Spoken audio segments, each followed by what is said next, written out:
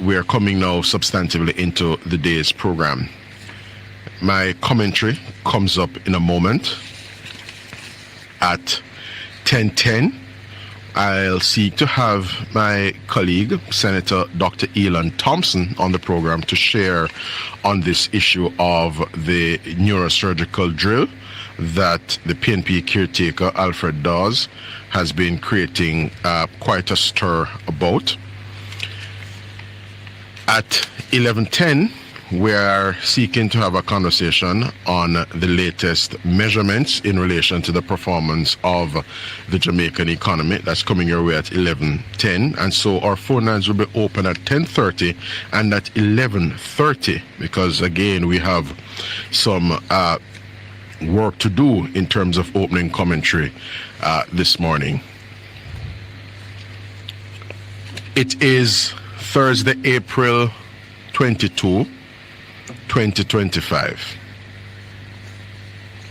The Andrew Holness-led administration, following the February 25, 2016 general elections, took office on the 3rd of March, 2016. As a member of the administration, essentially, and a supporter of the administration, I am delighted this morning, listeners, that insofar as all the empirical and incontrovertible data, in terms of all the empirical and incontrovertible data, Enterprise Jamaica is in a much better position today than it was on the 3rd of March 2016 when Andrew Holness took office as Prime Minister in this country. Just to give a few highlights. Poverty in Jamaica is at a record low. It is down 61%. Poverty, based on the PIOJ's press conference yesterday, now stands at 8.2%. Unemployment now stands at 3.7%. Unemployment was as low as 3.5% in recent months. We are now at a 30-year low in relation to our debt to GDP. Our debt to GDP ratio at present is 68%. When the administration took office, it would have been in the order of 120% in terms of debt to GDP. At present, listeners, murders are down 42% since for calendar year 2025 year to date compared to the corresponding period of 2024. Murders are down 42% and are, by virtue of the trajectory we are currently on, the projection is that we will certainly be ending calendar year 2025 with less than 1,000 murders. This will be for the first time since the year 2003. Yeah? And we are likely to even dip below 800 or even 700 murders for this calendar year. And of course, we have record highs in relation to the net international reserves.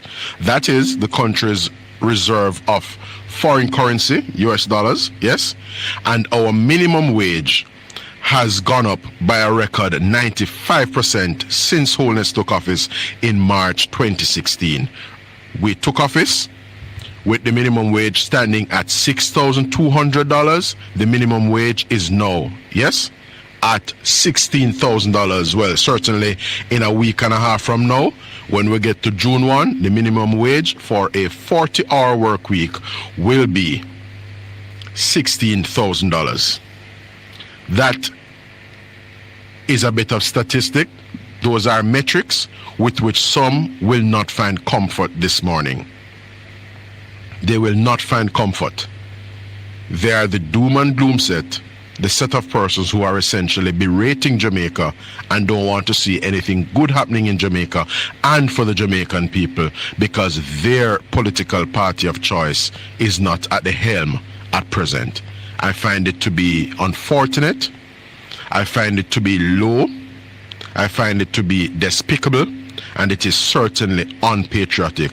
You cannot be a member of the political class in the country, members of the political directorate in the country, and simply because your political party of choice does not form government at this time, you are essentially averse to and decrying the good things that are happening in the country.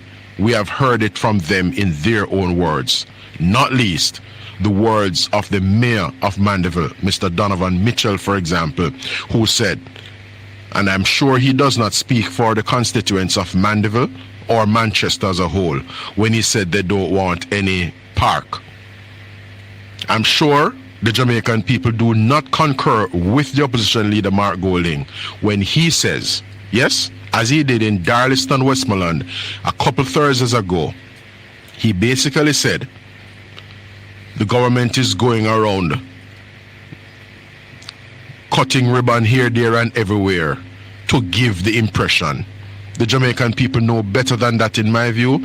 They know that you cannot have ribbon cutting ceremony where there is nothing to cut ribbon about.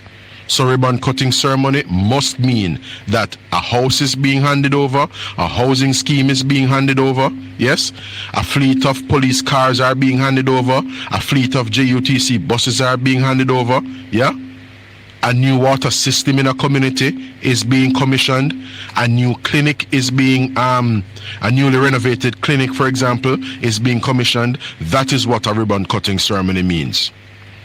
But I'm coming to my substantive topic for this morning. I characterized Jamaica's body politic as being competitive yesterday morning, as is the case with any democracy around the world. You have divergent views, you have different political parties, and they all want the same prize, as it were. That is, to form government and manage the affairs of the country.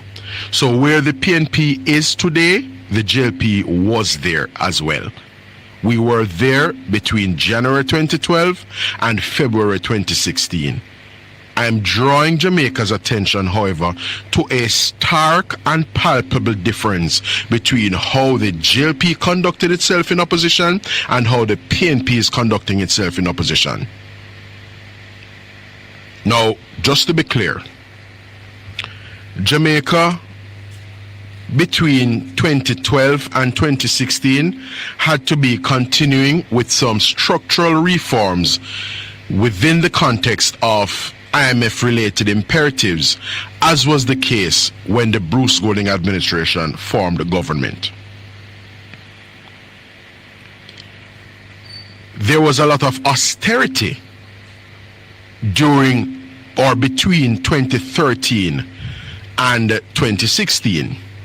So much so that even while the Andrew Holness-led Jamaica Labour Party in opposition between 2012 and 2016, even while we provided critical support to IMF-related legislation, we did not abdicate our responsibility and our duty to serve as an oversight outfit and to serve as an alternative to the then Portia Simpson Miller-led PNP government. We presented clear alternatives. We presented our perspectives, and indeed at every instance in the budget debates between Audley Shaw and Andrew Holness, and for a period of time we also had a third speaker in the budget debate. It would typically be Ed Bartlett. I used to write the speeches for Ed Bartlett at his directive, of course, and direction in terms of the points and areas to cover during that period. So we would have typically 3 speakers in the budget debate in that period. And I vividly recall we went to great lengths as an opposition party to place alternatives on the table. Now, we went into one of our annual conferences as a party in opposition one year, I think it may have been 2014, with the theme From Austerity to Prosperity. That is where we started in terms of our mantra and our philosophical outlook on Enterprise Jamaica and what was needed. Dr. Phillips and Mrs. Simpson Miller were doing all austerity and having no regard for the things that would serve to induce growth and ease the burden on the Jamaican people.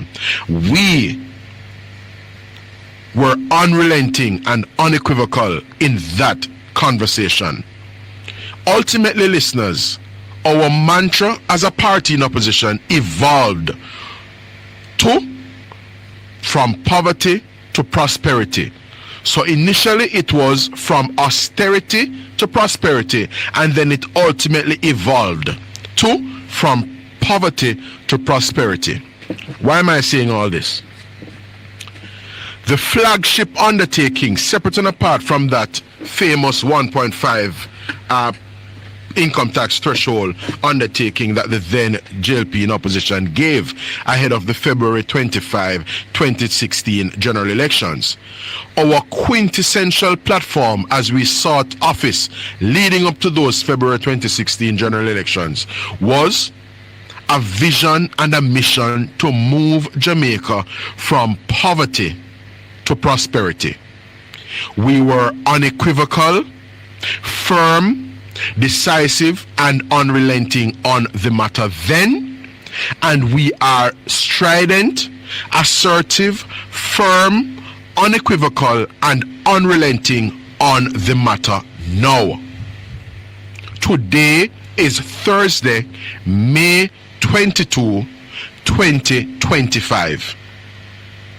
The mission remains the same, and there, based on what we can now report, is considerable advancement and success that has been realized in that regard.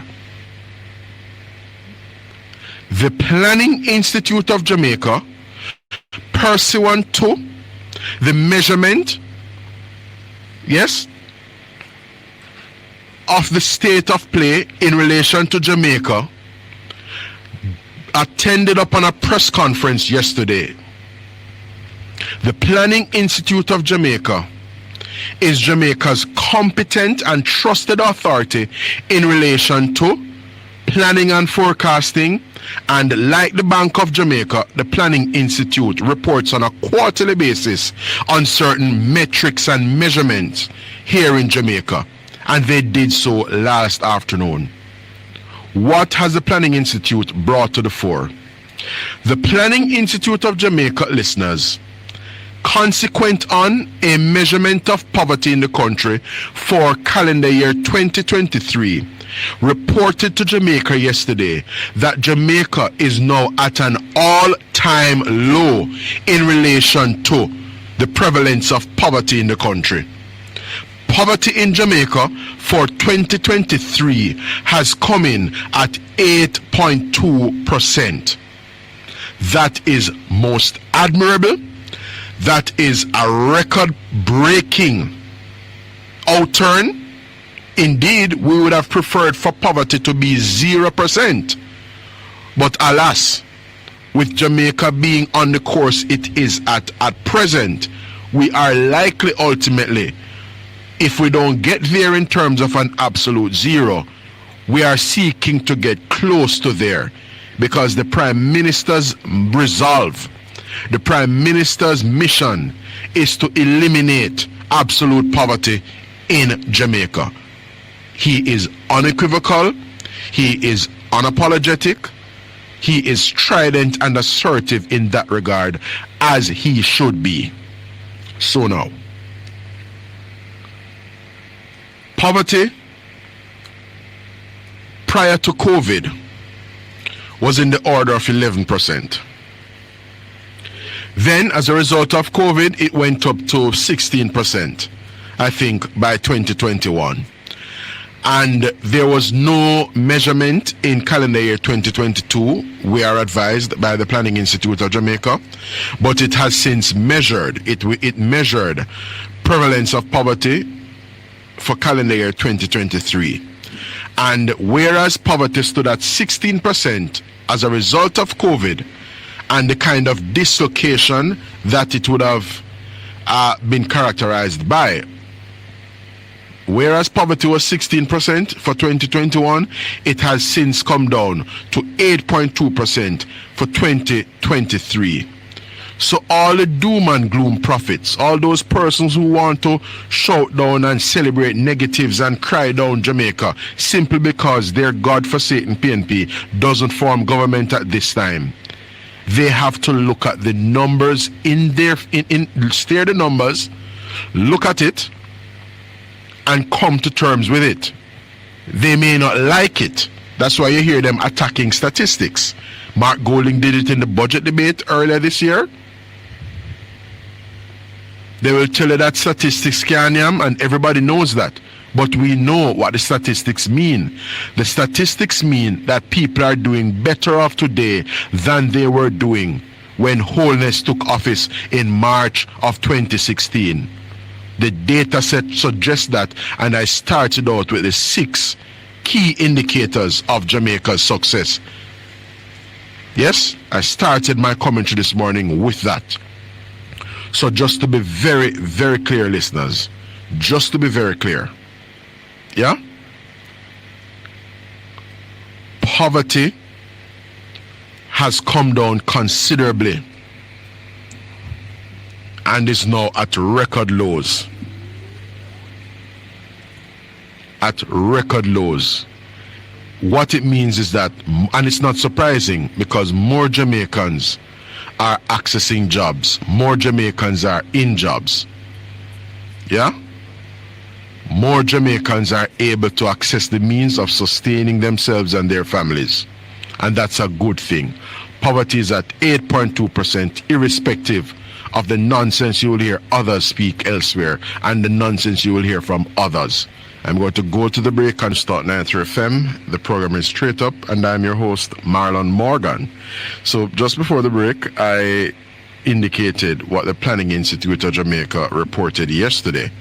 There are persons who will go around the country and tell you about, how people are faring. There's no doubt that there are Jamaicans and households that, are having a hard time in terms of just keeping, things together, keeping their proverbial head above water and so on, which, is typically the case, especially when you have come out of an inflationary period, as Jamaica did following the ravages of COVID-19. There was dislocation in shipping and global logistics and supply chains. There were inflationary pressures as a result of increased cost of imports and so on. That's not surprising, yeah? But what is clear is that Jamaica has been recovering and has been recovering well. Unemployment is at record lows essentially in the country. More people are accessing jobs, and that is a good thing. And separate and apart from job creation, there are things that the government has done in tangible ways to help mitigate the burden people are feeling, and these things have had impact, listeners, in what the PIOJ came and reported yesterday. By the way, the PIOJ first started to measure poverty in 1989, and since that period of time, this latest measurement for 2023 is essentially the lowest poverty rate that has been measured in Jamaica since we have officially started to take this measure. I am allowing my listeners this morning to hear from Dr. the Most Honorable Andrew Michael Holness having regard to the PIOJ's report on poverty in Jamaica last afternoon. Here is the Most Honorable Prime Minister. We welcome static. And what is important is demonstrable action. Remember when COVID hit, the government was able, by virtue of its management of the affairs of the country and its management of public finances, the government was able to demonstrate care, not merely by way of talk, but by way of tangible action. Some are merely about talk, but for the government, we are about substance. It is very curious this morning, listeners, that in circumstances where the Planning Institute of Jamaica held a quarterly press briefing, that there is absolutely no mention of the PIOJ's indications yesterday here in the Gleaner. Now, I participated last week in a Gleaner Editors Forum, and understandably, there are outtakes from that said Gleaner editorial in the newspaper. So on the front page, there's a particular lead story: MP office overhaul, political parties bat for increased taxpayer-funded resources to beef up support to parliamentarians. Right? Fine.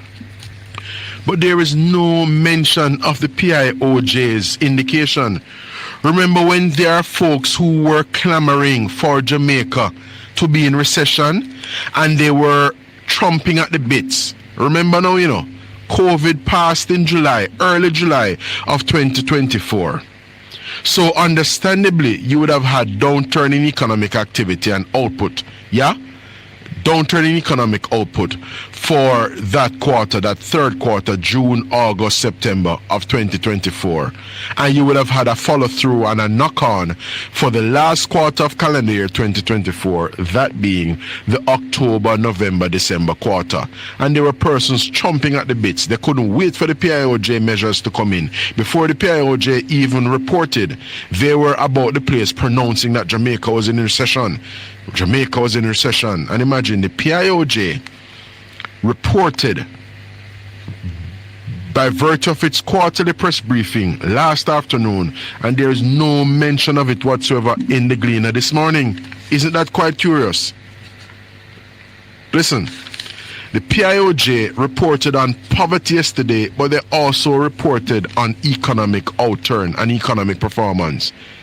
Jamaica, listeners, has returned to economic growth following 2 successive quarters of economic decline. The Jamaican economy for the January to March quarter grew by 0.8% relative to the January to March period of 2024. That is commendable. We are returning to growth. Our recovery is on in earnest, as many of us as pundits and onlookers would have anticipated, because there were no structural challenges that resulted in the contraction in economic output last year. The economic output contraction that we had last year was as a result of Hurricane Beryl and subsequent to that, other hydrological events such as Tropical Storm Raphael. And the PIOJ has reported that Jamaica has returned to growth. Yes, albeit growth less than 1%. But in relative terms, when you consider where we are coming from in the third and fourth quarter of calendar year 2024, for us to have performed as an economy in the first quarter of calendar year 2025, such that relative to January to March 2024, we have grown by 0.8%, that is a step in the right direction. That is commendable, because what it underscores and betrays, yes, what it shows is that Jamaica has not had any structural deficiencies or glitches. The contraction that we had was on account of an act of weather, adverse weather events that no government has control over.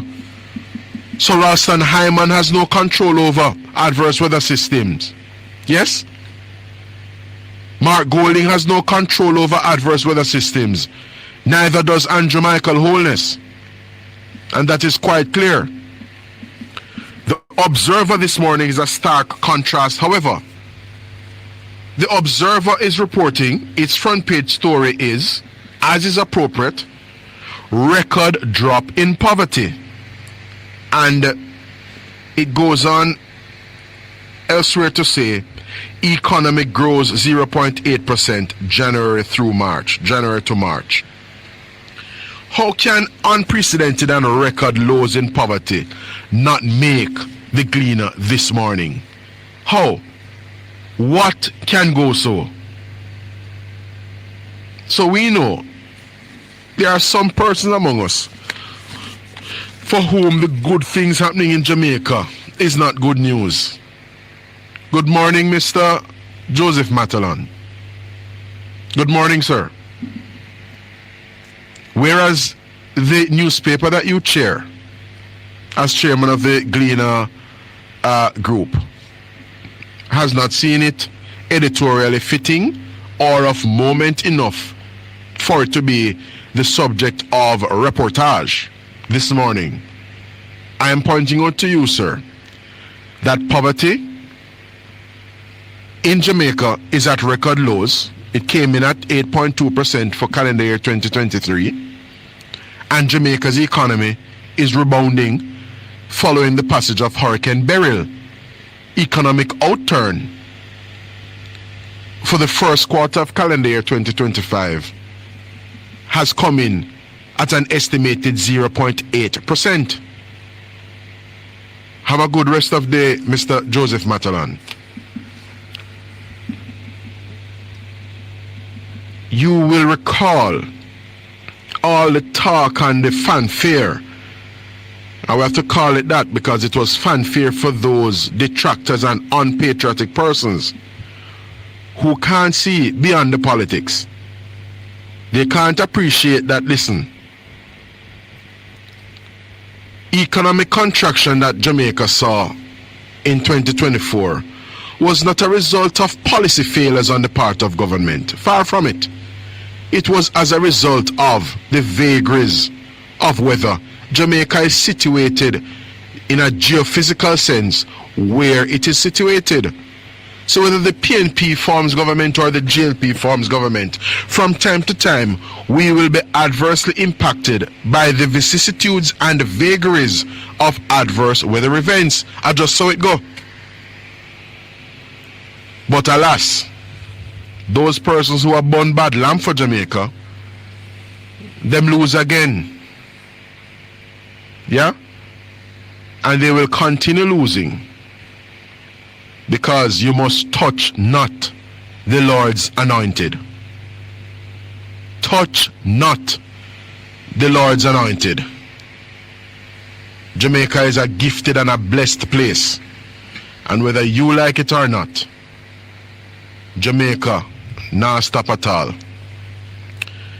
I'm going to ask you, Madam Producer, to cue up and play for me that other clip pertaining to this matter that I'm going on to now. This controversy that has taken center stage. It has to do, listeners, with the acquisition of a piece of medical equipment, surgical equipment. It is called a neurosurgical drill that the PNP's caretaker, Alfred Dawes, has been on about. Alfred Dawes has been making some assertions, essentially trying to manufacture a scandal where no scandal or impropriety exists.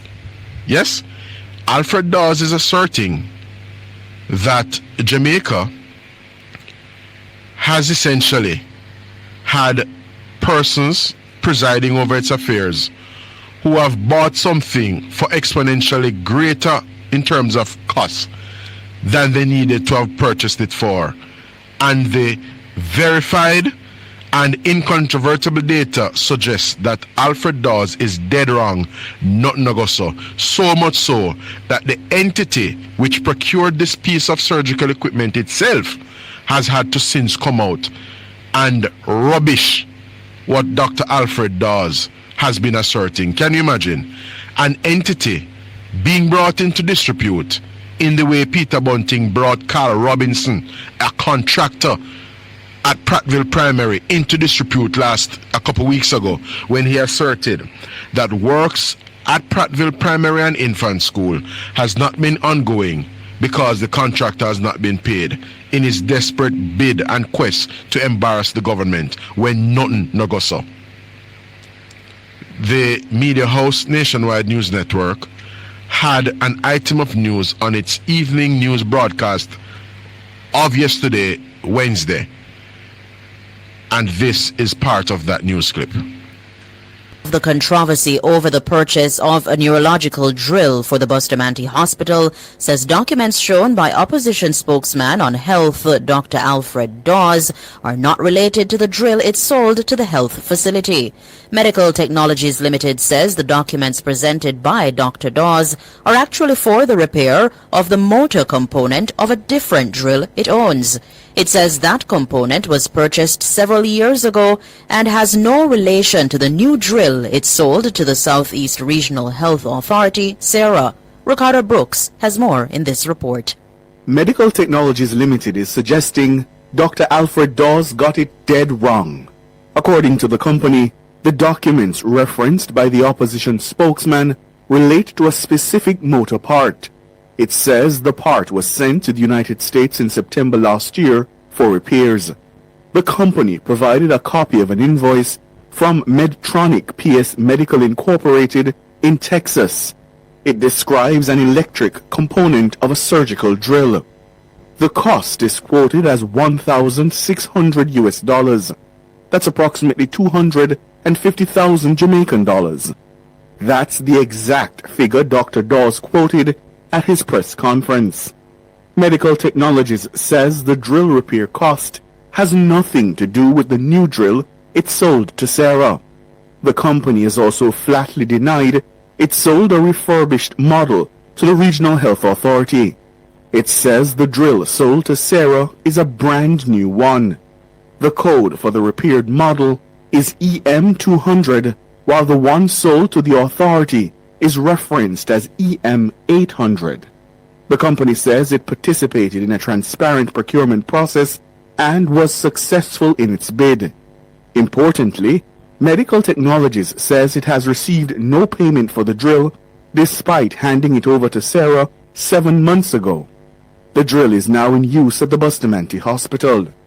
The company's attorneys have been instructed to review the statements by Dr. Dawes with a view to taking the necessary legal steps to protect its reputation.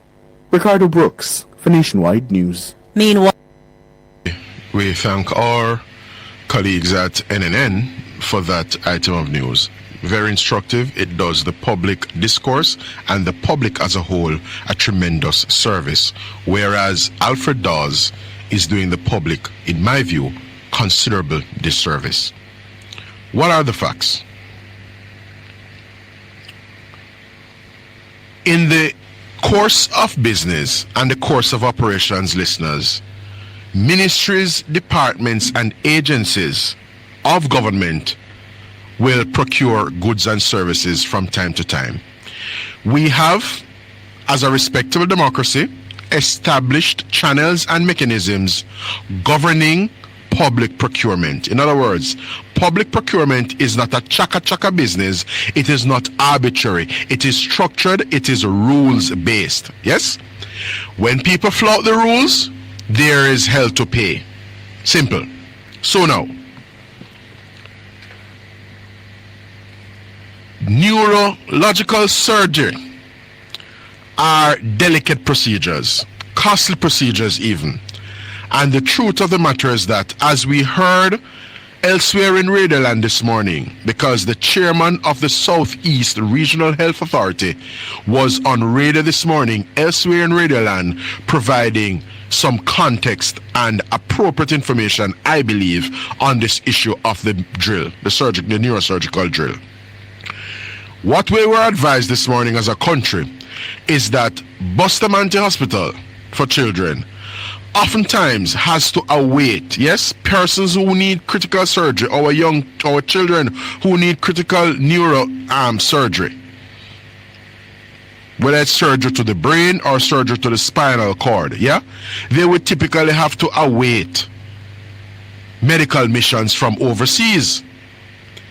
So in order to prop up our own health security in this country and a greater degree of autonomy, the Ministry of Health determined that they were going to acquire this quintessential and important piece of medical equipment, a neurosurgical drill, which is a fairly costly item. There's no way a drill of this nature could have cost 250,000 Jamaican dollars, as Alfred Dawes was alleging at his press conference on Tuesday. It's absurd. A neurosurgical drill is not a lawnmower, is not a weed whacker.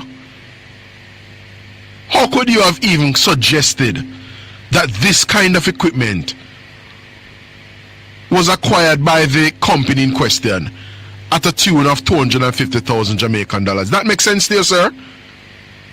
It should be very concerning to everyone that Alfred Dawes, who purports to be a doctor of some substance and worth is someone who could have such poor judgment and questionable sense to be suggesting and intimating that the drill cost 250,000 Jamaican dollars but yet was sold for 31 million Jamaican dollars. Wentworth Charles, the chairman of SERA, reported this morning that the Regional Health Authority utilized the established and appropriate channels as it relates to the procurement of this piece of medical equipment. They went to market using the GoJep platform, that is the Government of Jamaica electronic portal, their procurement portal. So they used the GoJep platform to solicit and invite bids. Persons responded to the tender. Consequent on this procurement opportunity, a number of entities responded. I gather that there was one entity that bid 12 million, but that entity, I am advised, did not honor and satisfy the specifications required for the surgical drill. There was an entity that bid 50 million, that bid was not chosen, and there was an entity that bid 31 million, that being Medical Technologies, ultimately the entity that was recommended for the award of contract in relation to this procurement opportunity. In fact, Wentworth Charles of SERA indicated that even before the procurement process commenced, the experience and knowledge of competent neurosurgeons in the public health system was canvassed and leveraged to determine an appropriate piece of equipment to do this body of work. So this was not an arbitrary drill identified based on the specifications informed by competent technical medical professionals, i.e. neurosurgeons, people who would have worked with this kind of equipment in the past. The people who would be working with the equipment, they are the ones who determine what the specifications are to be. And I gather that this piece of medical equipment has some 100 what they call attachments. You have the motor element of the drill, the body of the drill as it were, and then you have essentially, I'm advised, 100 attachments. Yes, 100 or so attachments to the thing. So this is not a little dibby piece of equipment. In fact, and what is important for the public to note, is that in relation to this neurosurgical drill, listeners, as is the case with any procurement opportunity across government, the procuring entity, in this case it was the Southeast Regional Health Authority, the procuring entity sought to determine, they sought to estimate what the bit of equipment that they were going to market for would cost, so that they could know whether they were being taken for a ride in relation to prospective service providers. Yes? It is called a comparable estimate. I used to write cabinet submissions at the Ministry of Education, and when we write submissions in relation to procurement of items, an aspect of the cabinet submission touches and concerns what is called details of comparable estimate. So if you're going to market for a car, based on the car you have in mind, you know that it should cost you somewhere about around 20,000 United States dollars in terms of CIF, cost, insurance and freight. Yeah? So when a man a bid on the car that you have specified, and him come in with a bid of 80,000 US dollars instead of somewhere on or about 20,000 US dollars, you know that you're being taken for a ride. So the Ministry of, the SERA, the Regional Health Authority, had a comparable estimate that was in the order of $32 million. So it was $30 million, not far removed from what the entity that won the procurement, that won the bid, came in at in terms of their bid. So Dr. Alfred Dawes is just betraying the very level of desperation and despicable conduct that I spoke about in my opening commentary on this program yesterday morning. So much so that a gentleman who is not known to be a JLP sympathizer, Gordon Robinson, who uses the moniker Terrible Tout on X, formerly Twitter, tweeted the following yesterday morning. Gordon Robinson tweeted as follows: regarding the $31 million drill that Alfred Dawes says should only have cost $300,000. I just want the noise to stop. Alfred, I propose you collect $300,000, buy a similar drill and donate it to the hospital of your choice. Then and only then will I give a flying fig about the political cascas. Before we go to the 10 o'clock, listeners, I just want to point out in very clear terms, it is becoming quite clear, it is becoming increasingly evident that in their desperate quest to score political points and pursue political advantage, the PNP and its spokespersons like Alfred Dawes and like Peter Bunting are prepared to scrape the bottom of the barrel and are prepared to dwell in the bottom of the pit that Ryan Simpson in St. Anne described the Dayton Campbell as having emerged from. And we know what dwells in pits. So just to be very clear, the PNP has now clearly been resorting to a strategy and a tactic of entering patently false information into the public domain and then exhibiting a degree of barefacedness and brazenness in doubling down on their falsehood. Because Donovan Williams of the JLP has responded to Alfred Dawes, and so too has the entity in question, Medical Technologies, the entity that procured the surgical drill and delivered it via Surha to the Bustamante Hospital for Children. And yet they persist with the falsehood, as Bunting did the other day regarding that contract at Prattville Primary and Infant School. We are up on 10 o'clock. We're going to take the NPR news and then come back with Dr. Elon Thompson, Senator Dr. Elon Thompson, at 10:10. Stay with us. Sound of News Start 93 FM. I'm Marlon Morgan, and of course you're tuned to Straight Up, where we continue to focus attention on key issues concerning Jamaica and its development. Importantly, issues that matter to you, the citizens of this country. Now, in this segment, we're turning our focus on a developing matter, continued controversy surrounding the procurement of a $31 million medical drill for the Bustamante Hospital for Children by the Southeast Regional Health Authority. Now, the issue has sparked considerable political attention and heated exchanges even, with opposition spokesman on health Alfred Dawes raising questions about the purchase, alleging links to a sitting member of parliament, that being Donovan Williams of the JLP.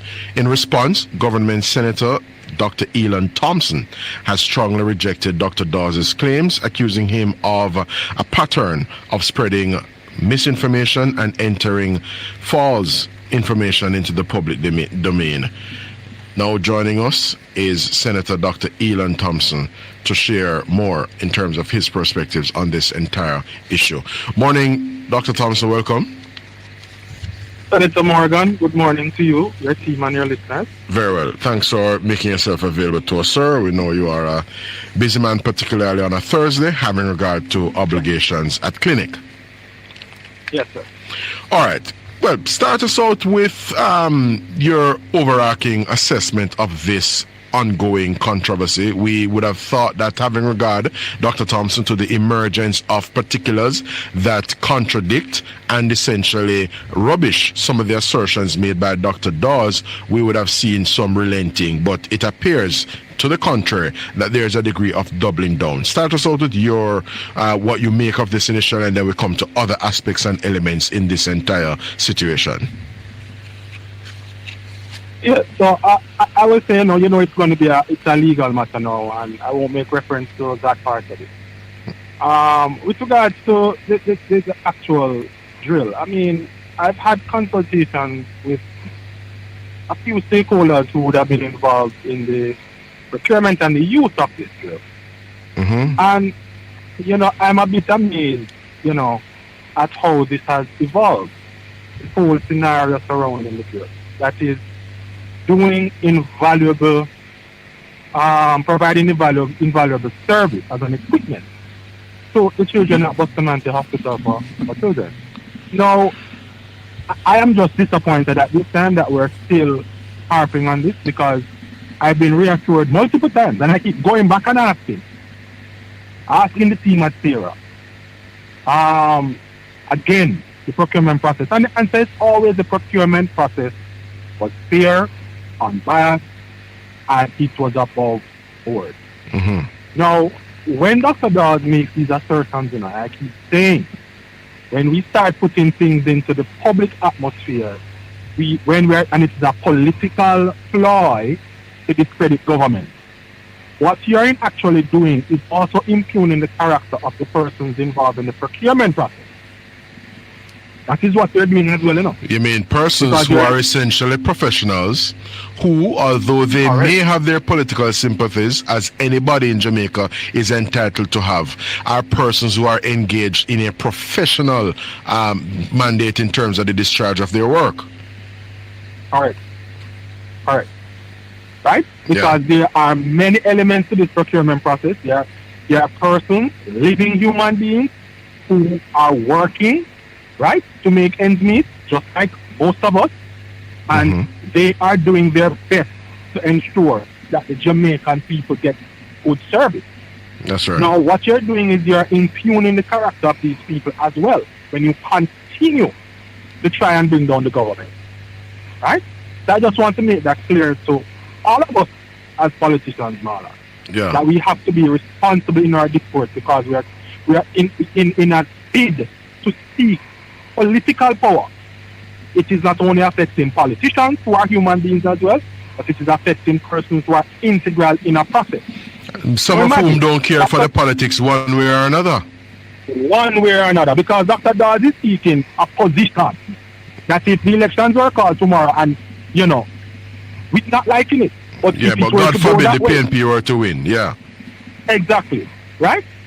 And it goes that way. It's going to be, I don't even know what his party is going to do. But let's say they put him there in that position. He's going to have to work with those same people, What is he saying? He's just going to fire everybody and then what is he saying? And I made the point just because just 2 weeks ago it was a similar situation. The Ministry of Education team, the technicians were in the well of the parliament because the education minister was making a statement, a seminal statement on national nutrition policy. Yes, which had taken quite some time in coming, but alas, we were where we were. And the truth is, those technicians were in the chamber at the time when Peter Bunting went on to indicate to the minister that the technical team was misleading her, the same technical team with which Damian Crawford or whichever other PNP operative would have to work and on whom they would have to rely were they, God forbid, to win the general elections. Absolutely. And, we have to elevate our politics, Marlon, because, we are new senators. And, many persons have come to me, what they've said to me, Elon, don't change. Right? Don't want to change your character, don't want to change your morality. And I said to people, I'm 150% a JLP supporter. Right? And yes, but why would it change me? And I'm still wondering about our level of politics now. And we see here with Dr. Dawes coming out again. Is a person on a matter, right? That may end up, really not coming out in his favor at all. Because, you have persons who are doing a process and asked everybody that said it was above board. Right? You're even impugning your suppliers. These people are going to supply again. You can't just keep calling up people's names and just impugning people's characters like that. So much so, because I found this aspect. After the board chairman invited him, to a meeting. Yes? He invited him. We never had to do it. The board chairman of Sarah invited him to a meeting.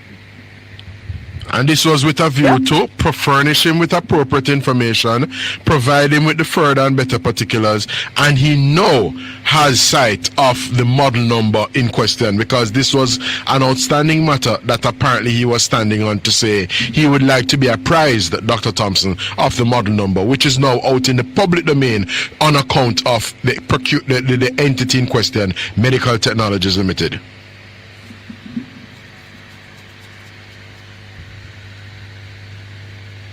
Hello?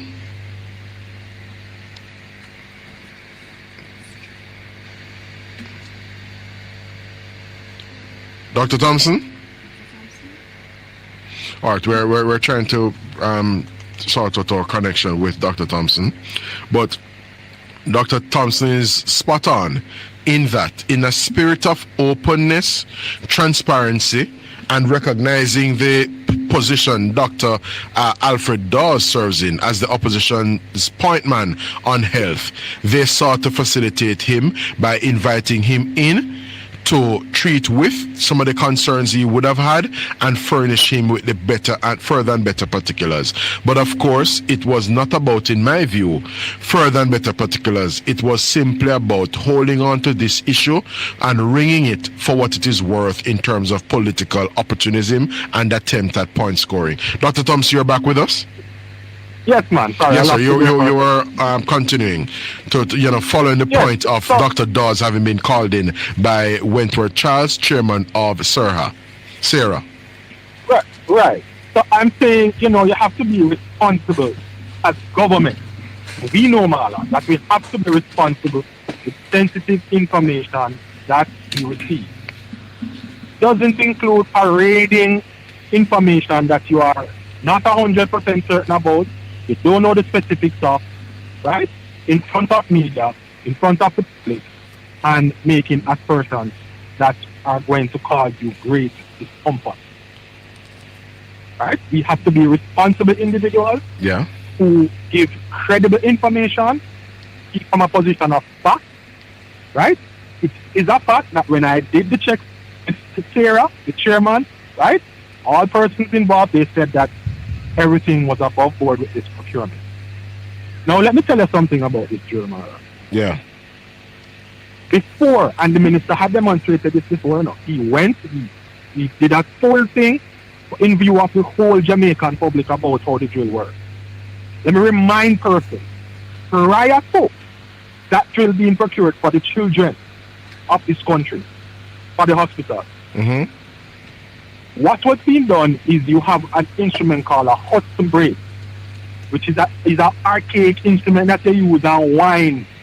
You wind it, it's like a screwdriver, like you're going into the skull, until you create a hole.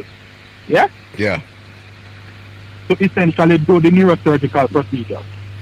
One can imagine, and to the skill and credit of the neurosurgeon, they have to be so precise and deliberate. Yes? Not to injure the underlying brain under the skull. And the brain tissue, right? Yeah. And it just simply, with this drill, it reduces the time that it would take to create these holes and to take off the skull so that the operations can take place.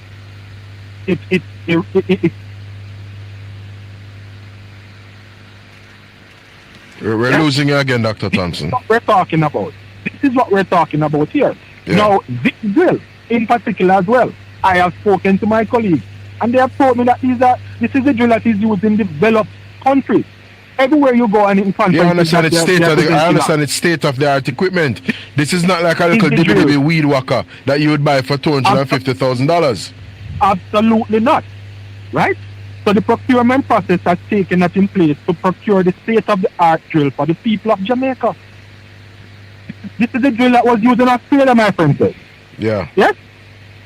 So, you see, when you come and you're talking about a particular piece of equipment that will aid positively in children's lives who are suffering from these neurosurgical problems. In fact, Dr. Thompson. You have to come with facts. Yeah. In fact, Dr. T, I heard Wentworth Charles, the chairman of SARA, speaking elsewhere in Radioland this morning, making the point that in many instances, the folks at Bustamante Hospital for Children, BHC, would typically await a medical mission to treat with some of these complex neurological and spinal surgeries. And they're now in a better position to have some autonomy in going ahead with some of these procedures and not have to await periodic medical missions from abroad. That is the kind of enabling and capability facilitation that this piece of medical equipment now provides. You see, the same system that Dr. Dawes is trying to bring down, right? The same health sector that he continues to say is in crisis. I am here to tell you that we have sent multiple persons. Yeah? Jamaica has sent away multiple neurosurgeons to go and advance their training, do fellowship, as we call it, in advanced training, teach them to better serve the people of Jamaica. Right? What kind of morale do you think these persons will have when you are, trying to always bring down the health sector? Remember, what is offensive here now? It would diminish and compromise the morale, particularly in circumstances where the health professionals would feel that one of their own is the perpetrator. It must be 10 times worse.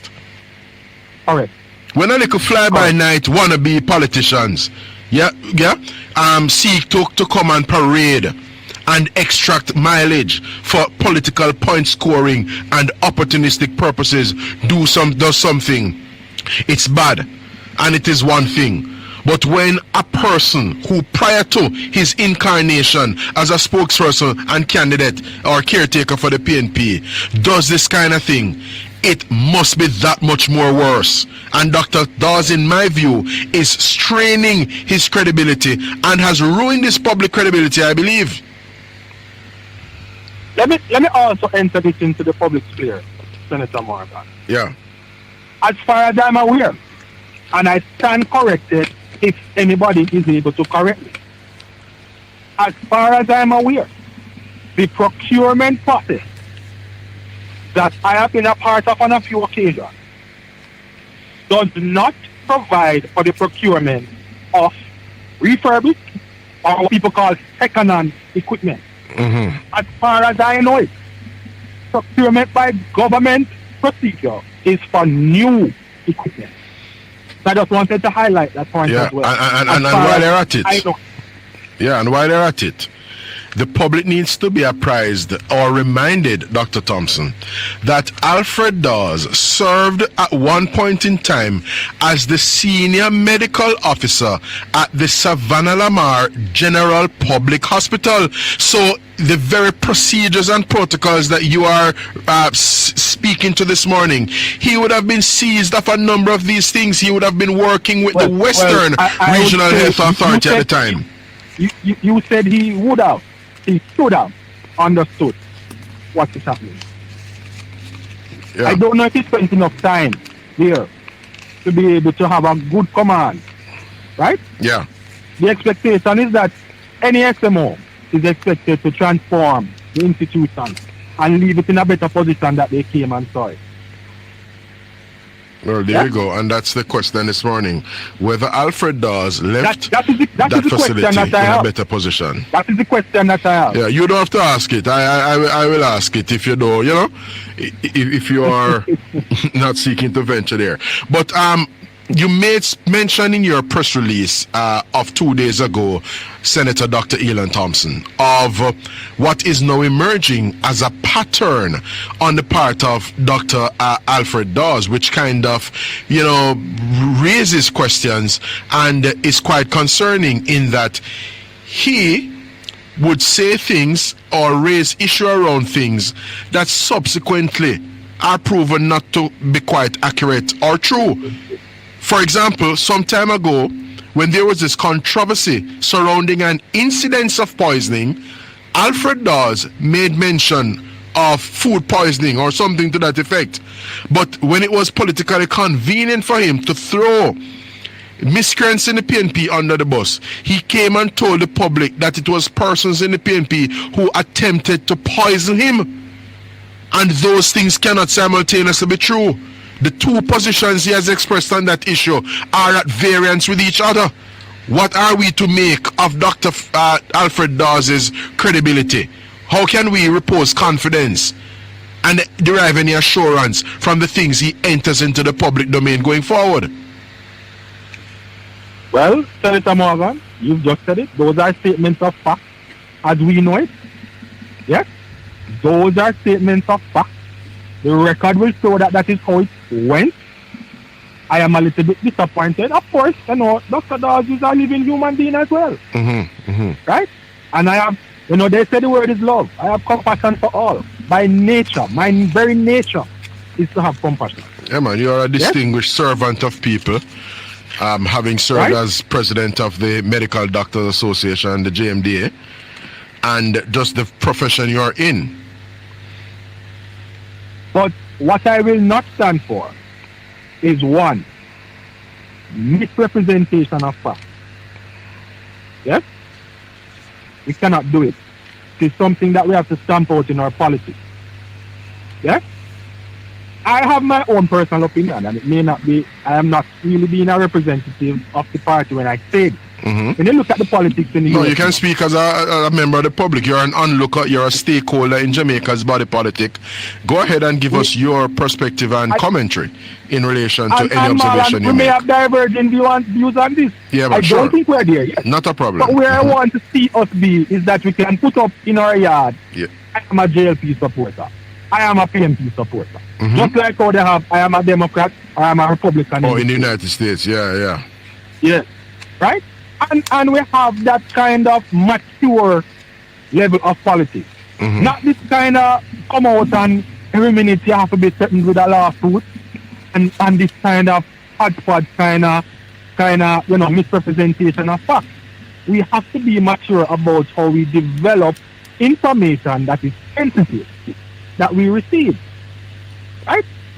You need to verify it and move forward with it in a way, because it could have been done differently. You know, you and I know that it could have been done differently. It never had to be done by a person. But we're not going to go into that. Yes? Indeed. I'm just saying that we have to practice mature politics. Yeah. In the minute and a half we have remaining, Dr. Thompson, you are apprised of how considerably costly any procedure having to do with neurospinal, surgeries are concerned yeah? Could it be that an equipment of this nature, as Dr. Alfred Dawes was contending a couple of days ago at a PNP press conference, could have cost anywhere near 250,000 Jamaican dollars?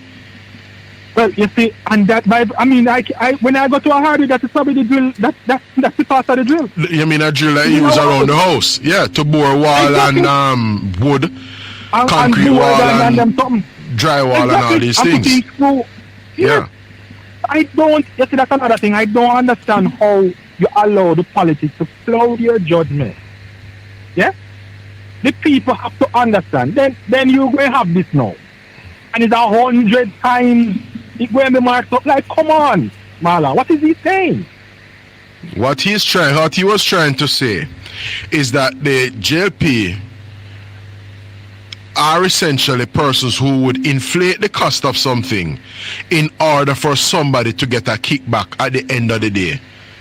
And that does not accord with the facts.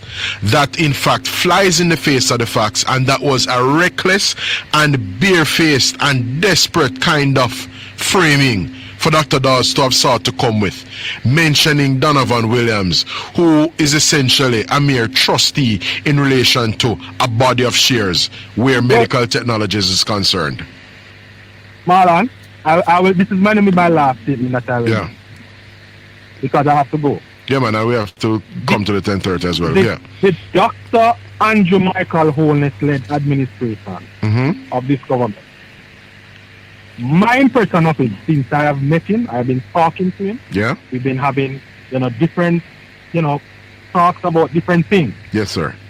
I have been to, as you know, many different structural meetings of the Jamaica Labour Party. Mm-hmm. And we good over here. And it is my understanding that it is always the person who represents this political party to do the best that they can. All right. Yes? Yeah, man. That has been my impression. Here, loud and clear. All right, we have to leave it there, Senator Dr. Elon Thompson. Thanks for your time and input this morning, my brother. All right, my brother. All the best. Good. We run to the break and come back with your calls here on Straight Up Listeners. 212-9824. Going straight to the phone lines. Good morning. Welcome to Straight Up. Hello, morning, Brother Marlon. Morning, Sir Fox. Yes, my brother, Brother Marlon. A bag of things, a crocus bag of things. Poverty is down. Yes, yes, unemployment is down. Crime down, almost 50%, my brother. We have rebounded in terms of growth, 0.8% growth. NIR is Yes. at healthy and robust levels. Dollar is stable. Yes, poverty rate drop. Brother Marlon, Yes, sir. listen to me now, my brother. Make a reason. Isaiah 118. Mm-hmm. Me tell you say now, my brother. This is how low, bad mind and grudgeful the People National Party can get. You hear me, brother? What them do now? What them say now? What them say? How for guys keep on putting foot in my mouth. And me I tell Mr. William, which is my friend, my good friend, don't heed upon him none at all. Yes? Because they bring the man into discipline. Trying to damage the man's reputation, my brethren. Eh? Mm-hmm. We can't understand these people in the Marland. And if these are the people who continue to go around and spreading lies and preaching doom and gloom in the country, the same country that they want to preside over. And the facts don't accord with that. So the doom and gloom and the lies, the facts do not bear those out. And Yes. that is part of what is beating them bad. This morning, Fox, Yes. the Gleaner, as it does every day, published its Thursday Headline. publication of the paper. Yes. And can you imagine, and can you believe that the day following the Planning Institute of Jamaica's press conference, its quarterly press briefing, there is no mention of the PIOJ's press briefing this morning in the what's this now? The news section of the Gleaner? Yes.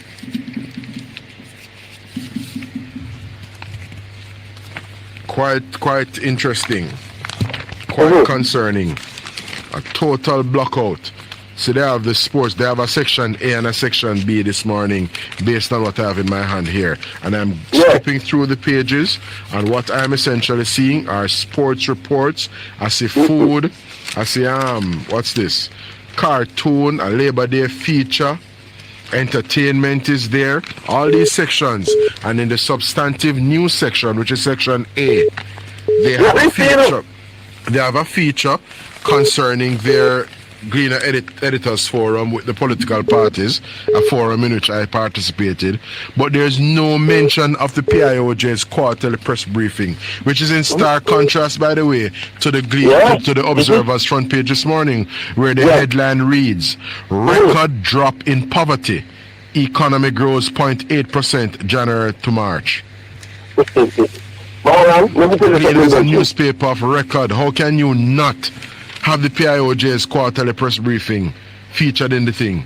See, Observer continues on page 4 here, where it says, PM hails historic achievement, but says more work to be done. And Dr. Wayne Henry, the Director General of PIOJ, is pictured here presenting the Poverty Tooth 2023 data and review of the January to March economic performance at a quarterly briefing held virtually on Wednesday. How can a PIOJ present a quarterly briefing and you don't have this? Unheard of. Absolutely unheard of. We need to try to get them and interview them and ask them what happened to them and because so many things are going on in the country, brother. So much good things. And they are not being highlighted. And I don't know if you know enough, because there are some people, they are the Greener fans and have some of the Observers fans. Right? Yes, and sir. I think a great milestone like this, that the PIOJ announced yesterday, should publish and vote paper this morning. Because that is good. And as I tell you, Brother Marlon, Yes, sir. people are getting on with their life out here, my brethren. You hear me tell you? People, me and Ross and I, man, and his friend them, I thought about we are in recession, my brethren. We're not where we are, where we want to be, my brethren. Eh? But people are living their life. Things are not that hard that people can't find food to eat and work to come, my brethren. All right, have to run now, Fox. Thanks for those perspectives. Give me 30 seconds, my brethren. Tomorrow, Labour Day, there's a lot of work going on in the insurance center with the most honorable MP Juliet Rowley. Yeah. You project will roll out to the Cane River Fall, chat word, content gap, music bank, all the lights. All of them places on the bridging. The honorable MP, Guard Bell, all of those places.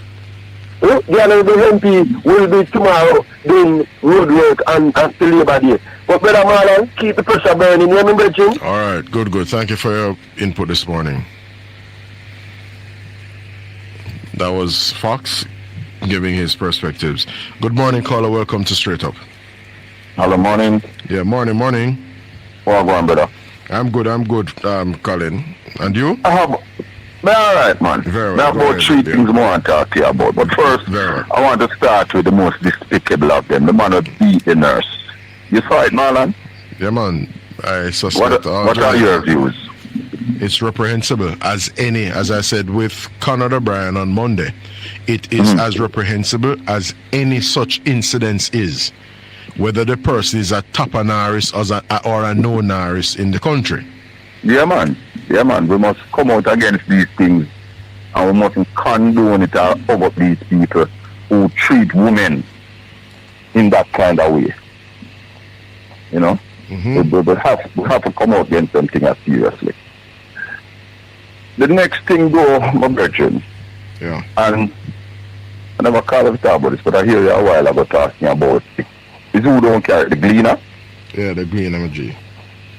But who is the authority on these things? Is it the PIOJ, or is Statin? So Statin does the work, right? And as I understand it, the PIOJ essentially receives the data and reports. So what we have two entities. Statin will have its publications from time to time. So we have two entities that give quarterly briefings in relation to economic performance in particular, those being the BOJ and the PIOJ, MG. But I tell some people to be careful sometime when you come out and say some things. People might stop looking at your thing as being credible.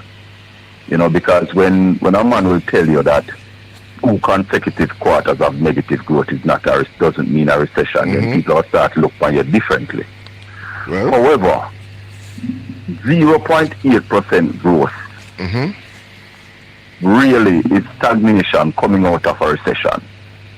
Because I want to remind you that the Andrew Holness-led administration in 2016 promised the people of Jamaica 5% growth in 4 years. And we have not seen anything close to that. And the projection from the Minister of Finance in her last budget presentation projected that the country was going to grow anywhere between 0.8% to 1%. So I am not surprised about the 0.8%.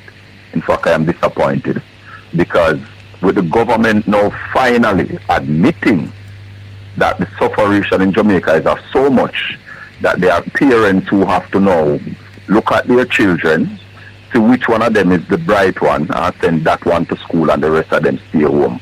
It's really revealing when I hear that coming from the government. Well, no, the government has said no such thing, sir. What the government has indicated, but hold on, you just spoke a while ago.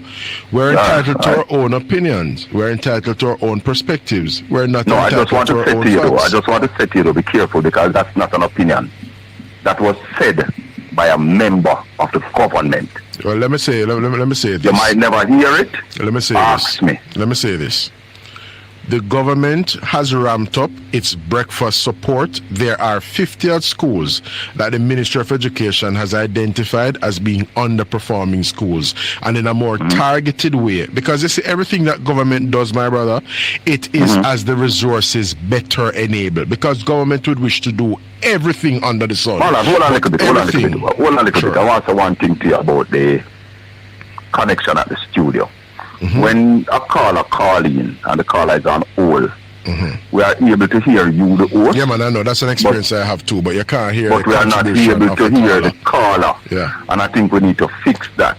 And you are a little bit low in my ears this morning. I know it's not my phone, but you are a little bit low.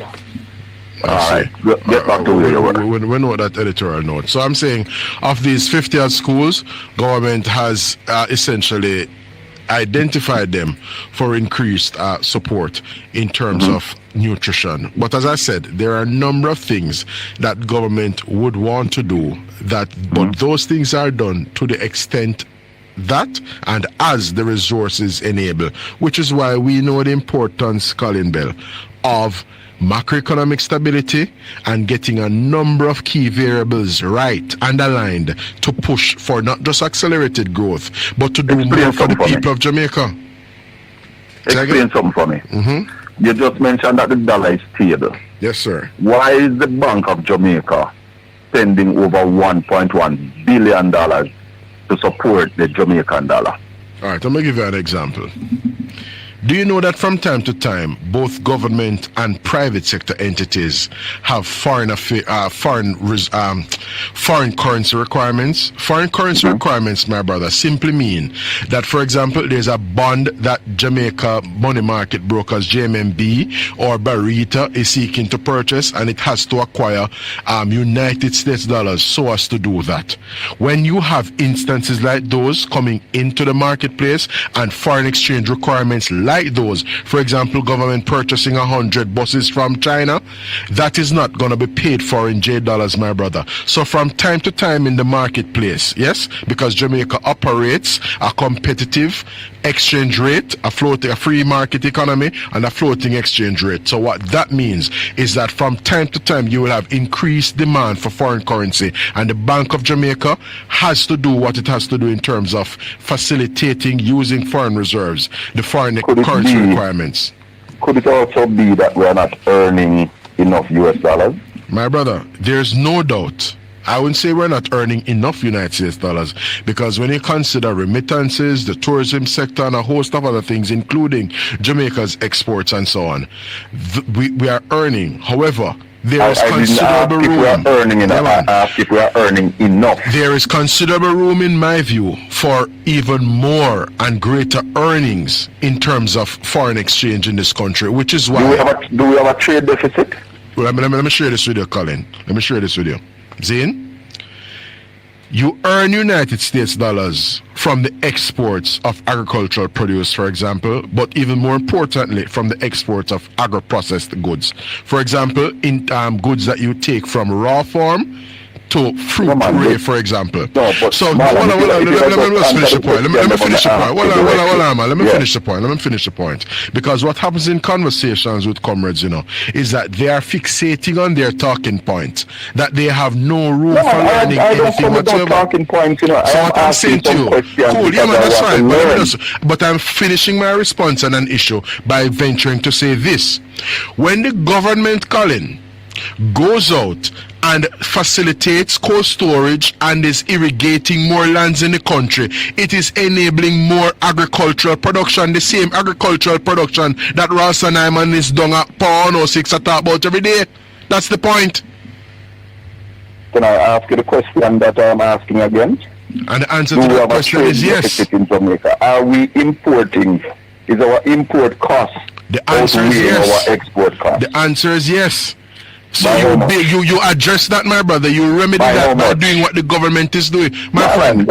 I don't. Colin. Don't venture into realms that border on the ridiculous. Ralston Hyman, yes. I allow you to talk and then me talk. Allow me to talk and then you talk, because you're asking me by how much Jamaica's trade imports outstrips its exports. I do not necessarily walk around with all of these everyday measures in my head, my friend. Alright, so that's it. That makes sense. Move on to our next question. Ralston Hyman does that. He walks around with numbers in his head, but he has no analysis and credible analysis in his head. How do we get to Ralston Hyman? Because everything that comes out of your mouth, my brother, I am putting it to you, Colin Bell, that everything that comes out of your mouth is what is put across your table from by Ralston Hyman. I am putting that to you. So let us come back to the trade deficit. I just said to you a while ago. You're asking me by how much? You want to ask me what's the distance between Kingston and Montego Bay? No, man. Why not ask me that? No. We leave in that. I said to you a while ago that your government finally admits. How far is Manchonil from Port Antonio? 27 miles. I am saying to you that the government finally admits that there are parents in Jamaica who now have to decide which child is brighter and send that child to school and the rest stay at home. But that makes sense to you? My friend. If it makes sense, my it friend. Is happening. Well, let me share this with you. Let me share this with you, Colin. Hold on. When Rural Reid took office as Education Minister, and I know this because it is to my certain knowledge. Let me say what I'm saying. When Rural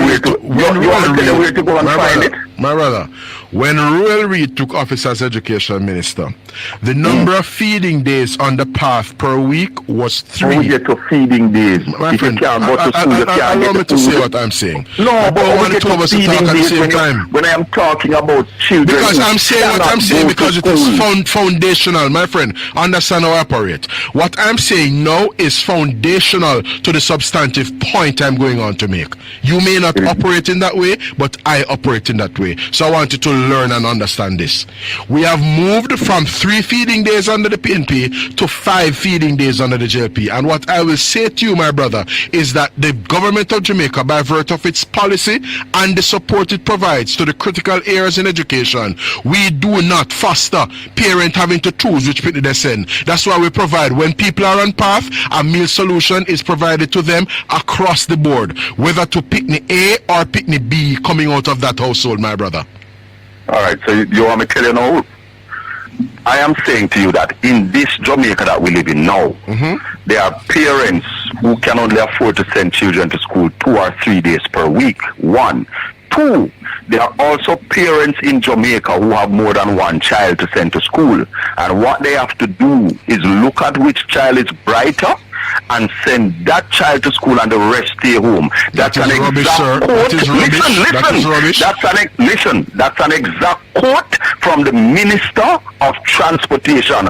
Go listen to his sectorial debate on Tuesday. He said it, and he said it is factual. Go listen, Marlon Morgan. Darrell Vaz said in the sectorial debate that there are parents who have more than 1 child and they have to decide which child is brighter, send that child to school and the rest stay home. Go listen, Darrell Vaz. So that's the point. I don't want to overstate this. You have said what you said a while ago. So listen to this response now.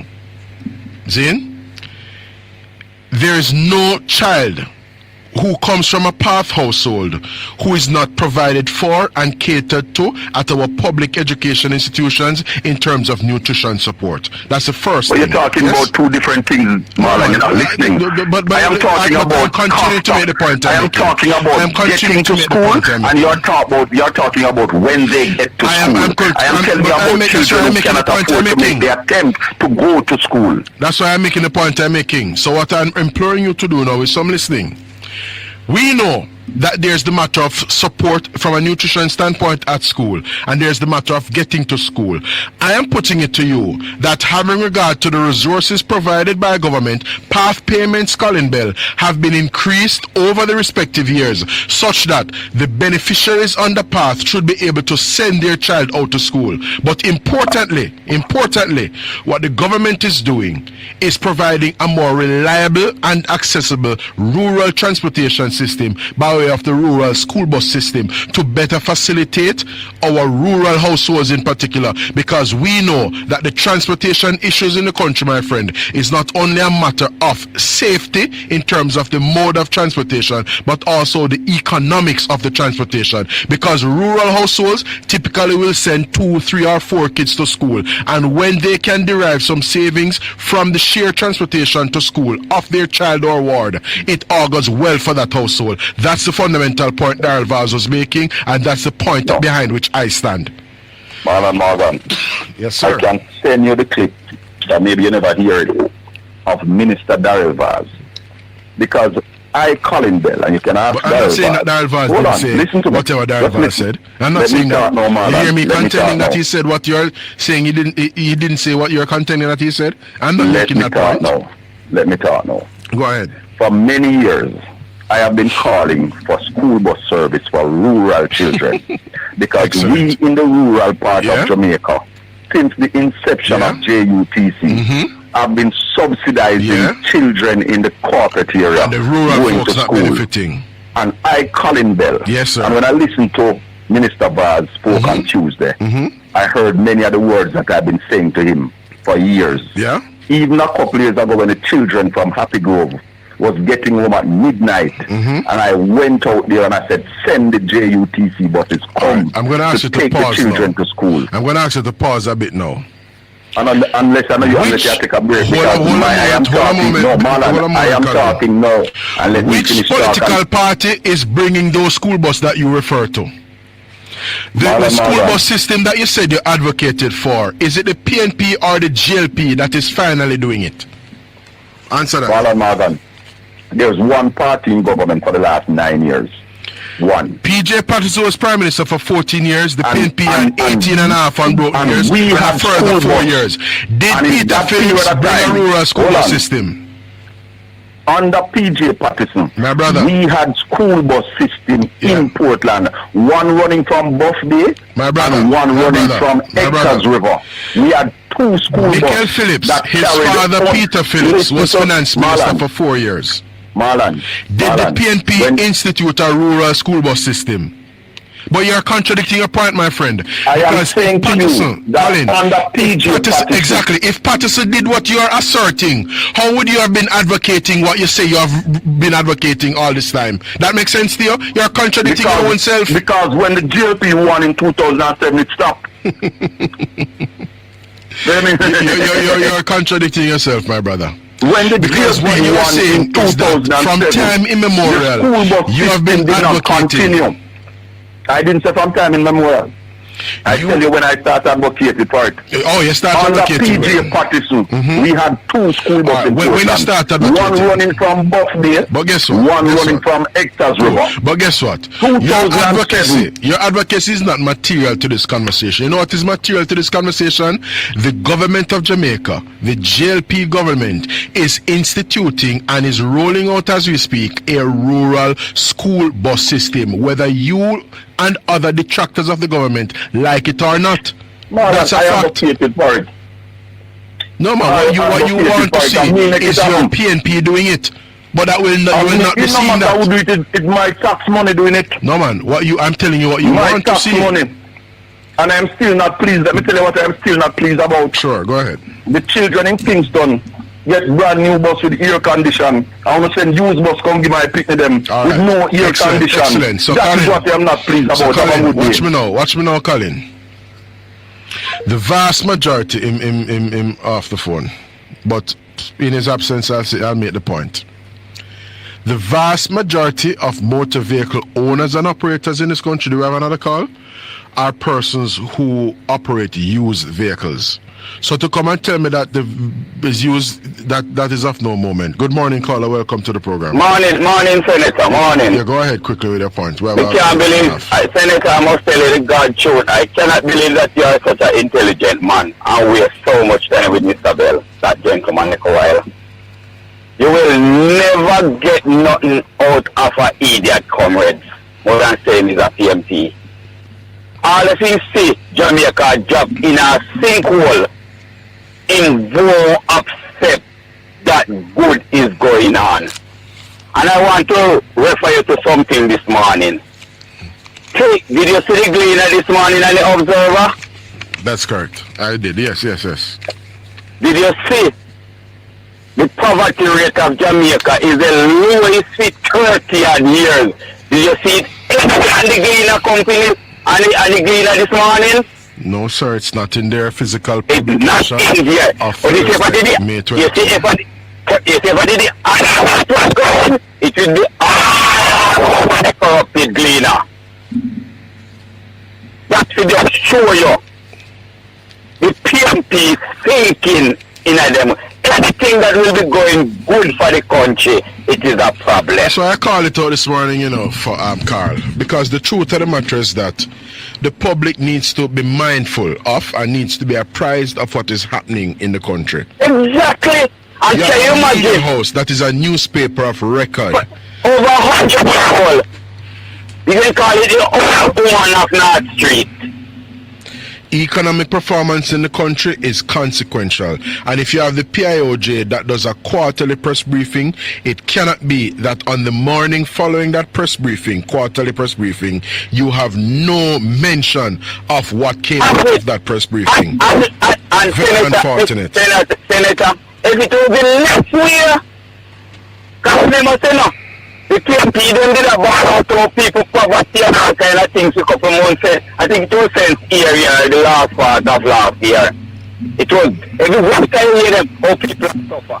And now something like this come good. That the planning institution even tell us that people are eating better in Jamaica. And which government provide that type of policy so people can eat better? That's what you should ask that for whole man like a while. He's gonna ask me some little talking points at Ralston. I do not walk around with all the metrics in the world in my head. I have no reason so to do. So it's just a stupid point. Senator. Anyway, 10 seconds, because I have to go. 10 seconds. Right, Right. Senator, anybody will come to me with anything that Ralston Hyman has to say. I will not even spare a second to listen. When Omar Davis and PNP did a mash up Jamaica with high interest rate, Ralston Hyman say is the best thing when people are hanging themselves around Jamaica. So who could you listen anything Ralston Hyman has to say? That's a foolish man We to don't waste your time with this morning. We don't dignify people like those. All right, so leaving it there, and we come back with more after the 11 o'clock break.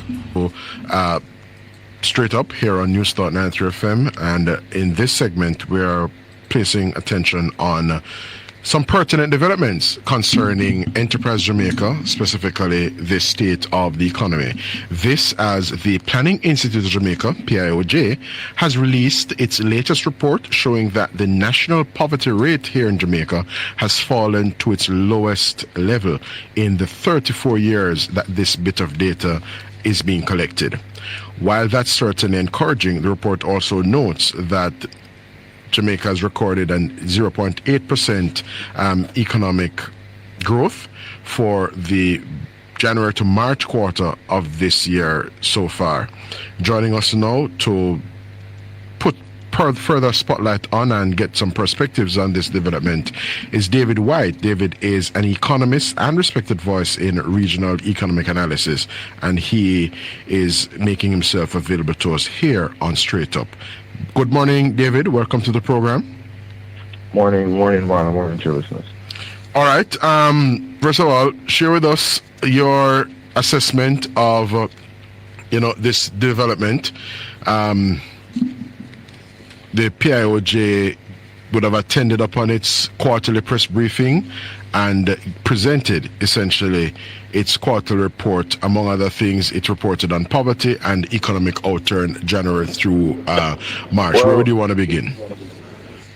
Well, firstly, let me start by commending you and your government, Marlon, on what I would call staying the course. Mm-hmm.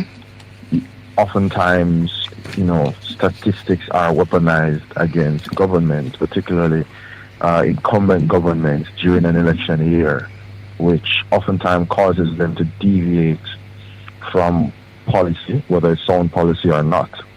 And, the challenges that you would have seen over the past 4 years would have caused any administration anywhere around the world to not only face public pressure, but in most cases they would have yielded or bent to that pressure and deviated in some way, shape or form from their, what I'd call their fiscal home.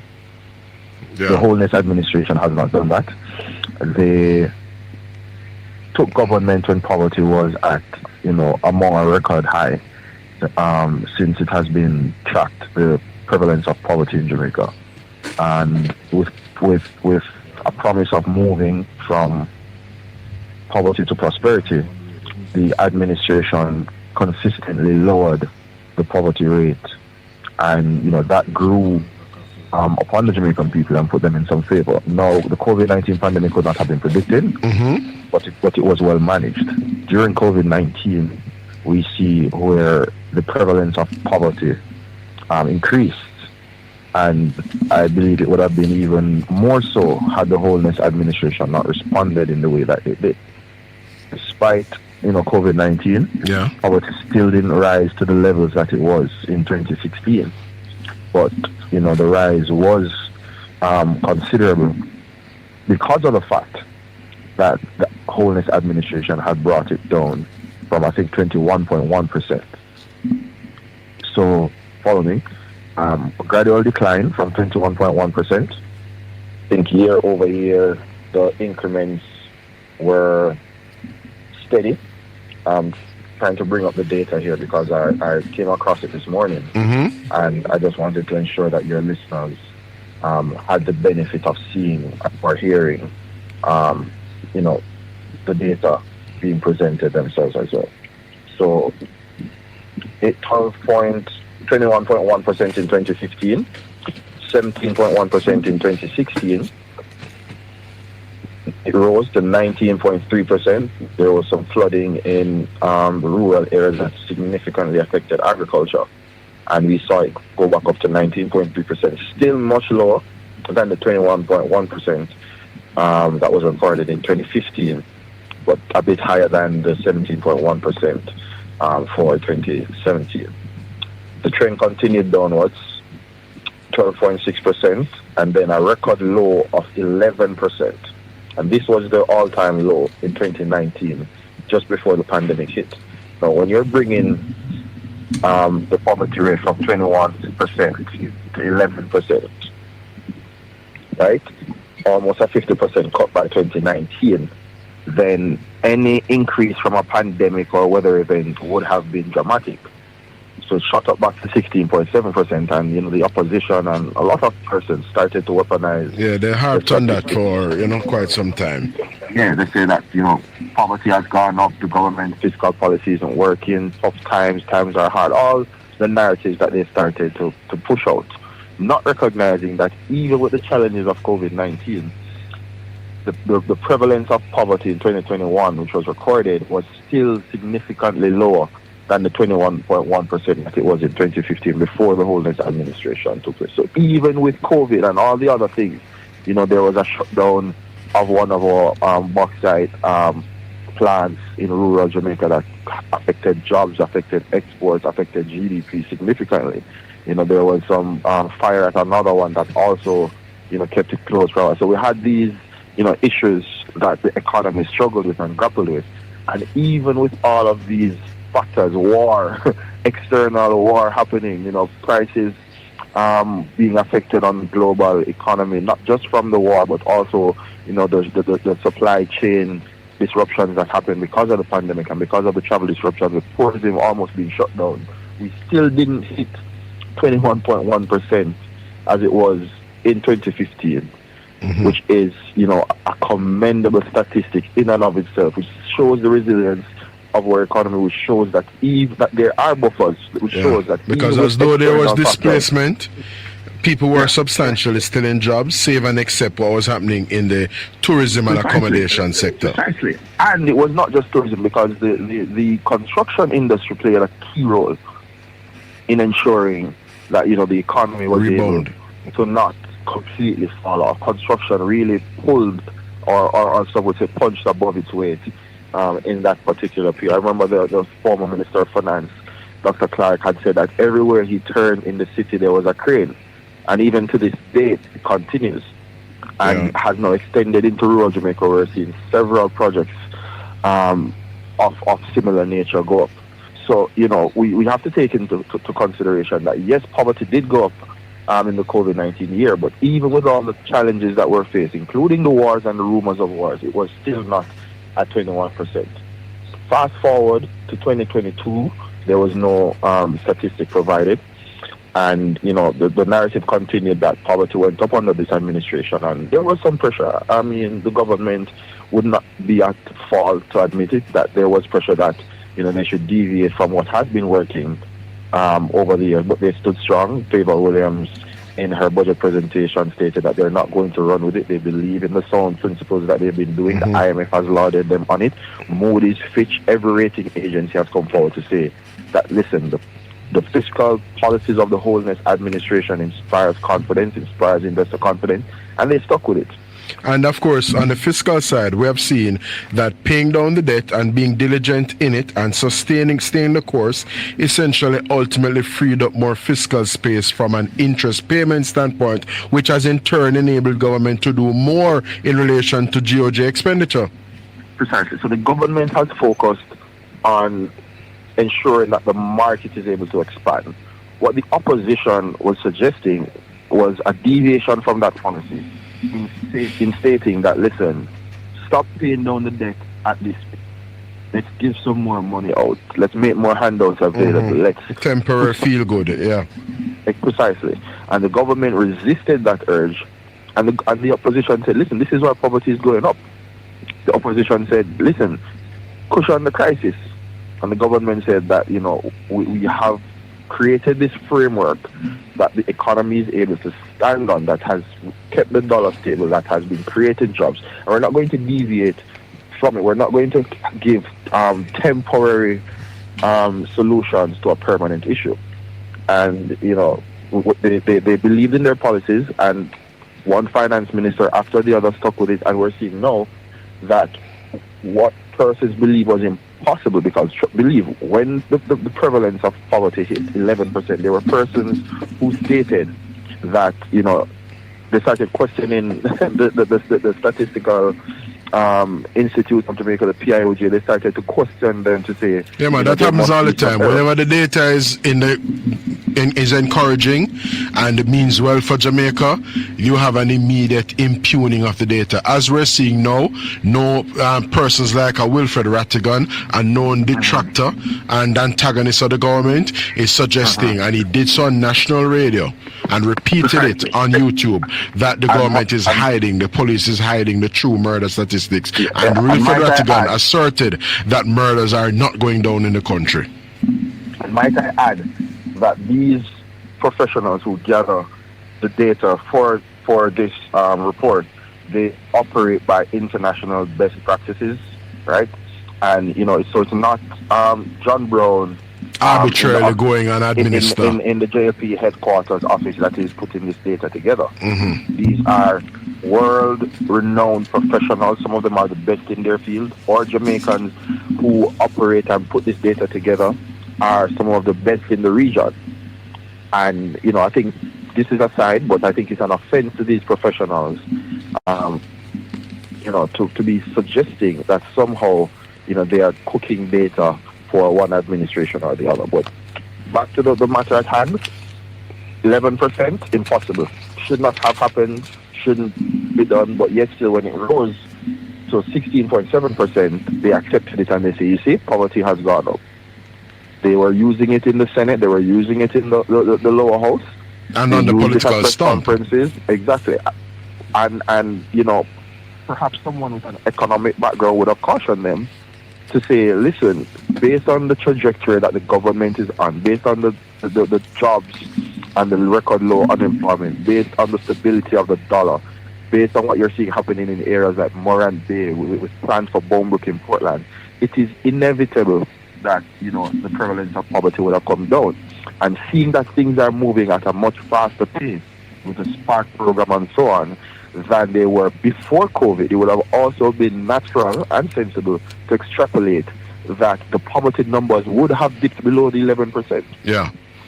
And if you think about it, David, to the extent that poverty outturn for 2023 has come in at 8.2%, and we know that there are considerable gains that have been made since that, what do you imagine the poverty situation to be in calendar years 2024 and beyond? Having regard to unemployment in the country having hit record lows over that period of time, coming in the order of 3.5%. I've been privileged, Marlon, to work alongside and to observe some of the best in the field. Do this work, analyze this data. And what I'll say, Marlon, is that what we were doing in 2019 is far below what we were doing in 2023.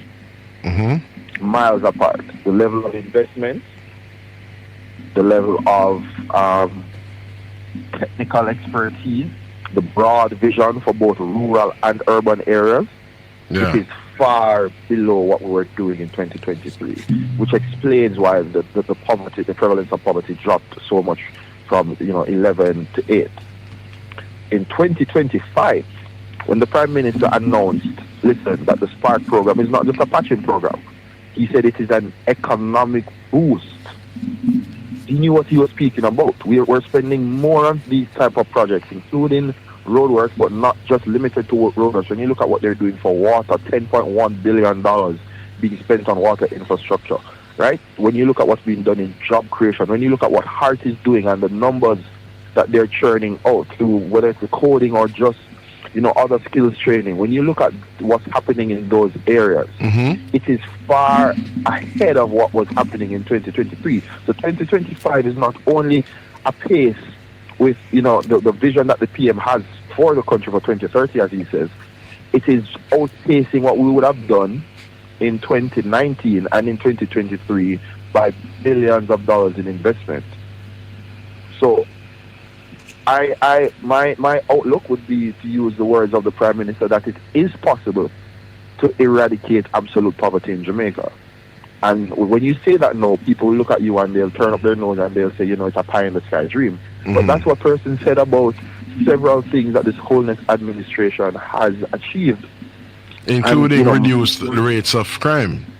If anyone had promised in a manifesto that crime would be cut by over 40% in 1 year, I find it laughable. They would be laughed out of, whatever forum they were in, Marlon. Yeah. They would have said it was not possible. And just to touch on that matter, because I try to not forget the statements that people made. And it was Mr. Bunting who said that the best efforts of the police force by themselves could not bring the crime rate down based on where it was at. Yeah, I played that tape on my program yesterday morning. He said the best efforts of the constabulary would not make a dent in the crime situation. And he said that it would require divine intervention. Now, I submit to Mr. Bunting that maybe this Holness administration is divine intervention. Because you cannot move from saying that the best efforts of the constabulary cannot fix the problem to now saying that the constabulary by themselves have fixed the problem. It's a good observation. The two don't compute, the two cannot be reconciled. Because in this dispensation, in this dispensation, Bunting is attributing no credit to government, no credit to the legislative tools or the financial resources provided by government. Or to divine intervention. He's saying that this is solely the constabulary, which the very constabulary that he concluded in 2013 when he was speaking that their best efforts would be for naught. So, we have to accept the data as it is. We have to respect the statistics. We have to respect what is being put forward, both when it is good and when it is bad.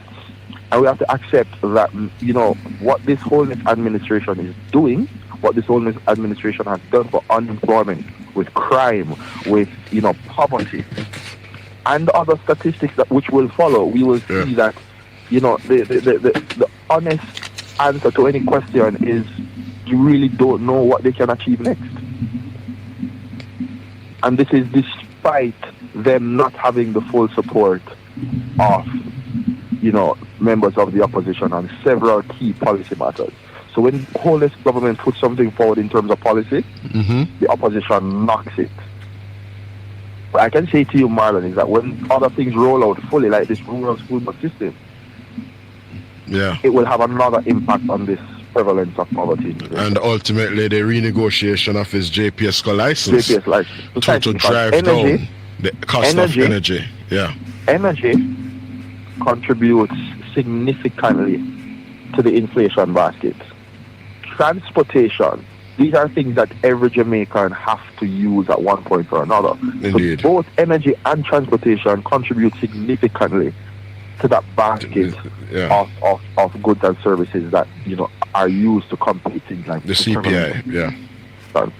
And when the impact of the rural school bus system, saving hundreds of thousands of dollars, as stated by Darvaz in Parliament, right? And then this renegotiated JPS license, and then with added renewables coming on the grid, and with a third mobile company coming on board as well.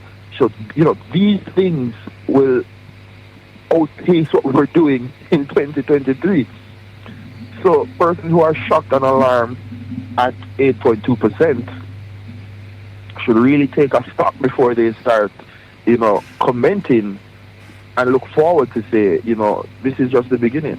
And, as I said, I've watched the trajectory. I've worked closely with persons who, have made, predictions on a global level. And, persons who work, whether it is in Washington or Sweden, or, it's not hard to see. If you take off the political glasses, you can see that it's not just crime, it's not just the prevalence of poverty, it's not just unemployment, but Jamaica on a whole is moving in the right direction. All right, that's a useful note on which to end. We really want to thank you for your input this morning, David Wright. Yeah, man, thanks for having me on the program, Marlon. It's always a pleasure, and thanks to your listeners as well. Absolutely. We are eternally grateful to you, my brother. Good. Thank you. Have a good rest of the day. That was, listeners, David Wright. He is a public affairs commentator, sharing with us there on the latest update provided by the Planning Institute of Jamaica in relation to the poverty rate, which they have indicated for 2023 is at 8.2%. And, of course, economic performance in the country. The economic growth or economic output signals an increase of 0.8% relative to the corresponding period, January to March of 2024. Now we're going to go to the break and come back, listeners, with more of your calls here on Straight Up. We are running back to the phone lines. Good morning, caller. Welcome to the program. Hello. Yes, sir. Hello? Good morning. Welcome. You're on. Yes, Senator Morgan. How you doing, man? Good morning. I'm good. It sounds like South St. Catherine. You're right on the money, man. Well, go on. What's on your mind, my brother? So how are you doing? I'm good. Like Jamaica, I'm good. Yeah. Good. The good news. I was listening to Mr. Bell a while ago. You forget that Mr. was one of the insurrectionists that said that, I'm quoting now, for the PNP to select the only white man to lead them, he will not be a part of it. So all of a sudden, he is a part of it now. Mr. Morgan? Well, he would have to answer that, but apparently he and people like Al, who were, objectors as it were, have now caved because they can't bring themselves to do the honorable thing that we have seen people like Princess Natalie Stack, Michelle Stern, and Karen Cross do and stand by principle. I'm not hearing you well enough, Mr. Morgan. You're in and out. Yeah. Well, continue. No, what you were saying about, you said something about... No, I'm saying yes. So this gentleman has not, and like Al, Mr. Halvern July, I think his name is, they have not done the honorable thing in terms of sticking to their guns and maintaining a principled position and posture, as we have seen Princess, Michelle Stern, Natalie Stack, and Karen Cross do. They have been standing on principle and they have been unrelenting in that regard. also Marsh and Milton, they were also erectionists. Oh, they were averse to the coup by the Rise United people in the PNP.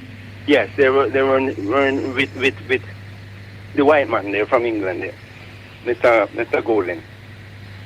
I was saying the other day, Mr. Morgan, read the demonstration by the Mr. Golden against the PNP at the time in Mona there. Said that he don't want the black group from Mona Common to come near his father's place there. Yeah. Mr. Man, what do you have to say about that? Well, it gives you a sense that, this gentleman is just being opportunistic. They're really fond of people, not necessarily keen on the people who he would want to parade as being the champion of at this time. And it shows that there's a degree of snobbish and looking down the nose at a certain segment of the Jamaican people, which is why Mark Golding would have referred to the JLP chairman, Robert Montague, as the boy Montague. He referred to the young lady over in Dunbeholden as the little lady. And he does this kind of thing. He speaks with a degree of disdain and contempt, as it were, for, I suspect, persons who he sees as the black underprivileged class in this country. Yes. When you see a man use the word tapanaris to describe the persons who he would essentially tap to serve in his executive, that, Jamaica needs a prime minister, Iman Marky G, and a group and a set of tapanaris people around me. It gives you a sense as to the man's thinking. And in life, as we know, South St. Catherine, when a man tell you who and what he is, you must believe him. Of course, yes. And a person show you who them is. Try to believe them.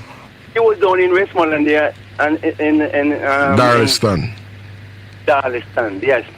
Bottom or top Darliston. Because there are two Darliston there, White House, one of those places. Talking about the Leighton Campbell now, let him know I'm a G and this and that, I'm a G and everything I'm G, and you understand? For somebody aspiring for a prime minister, why somebody can behave like that? Me G and me G, him not let me down because me G. And I have to push out the poisonous one, and I have to just weave and weave and come back. So at least I learned to throw a word pun? Yes. And you have to push out the poisonous one them. So all of those people know, even Mr. Thing there from the doctor from down Westmoreland that was trying to get the seat in Eastern Westmoreland there. Yeah, man, a gentleman, what's his name again? Dr. Hall. Dr. Hall. So he's one of the poisonous ones too, that him have to push out and enjoy and kiss up who him to kiss up and touch who him to touch. And over in Western Westmoreland, he would have pushed out Ian Miles and Garfield James, two then PNP councillors, now two JLP councillors. Yes, and a whole lot more. What can I don't want to use corrupt, but because that man in mind is so corrupt. I need to see his birth certificate and where he's from. Somebody can get it and put it up where we can see it. Because the man just going around with his lies and things like that.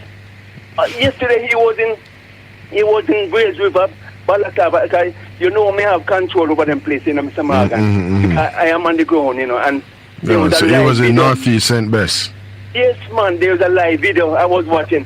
See them there? He park here. You understand? Mr. Hall is not worried about that. So some car and things like that. Because he's not talking to nobody, then just a drive on. That can't help. Third term.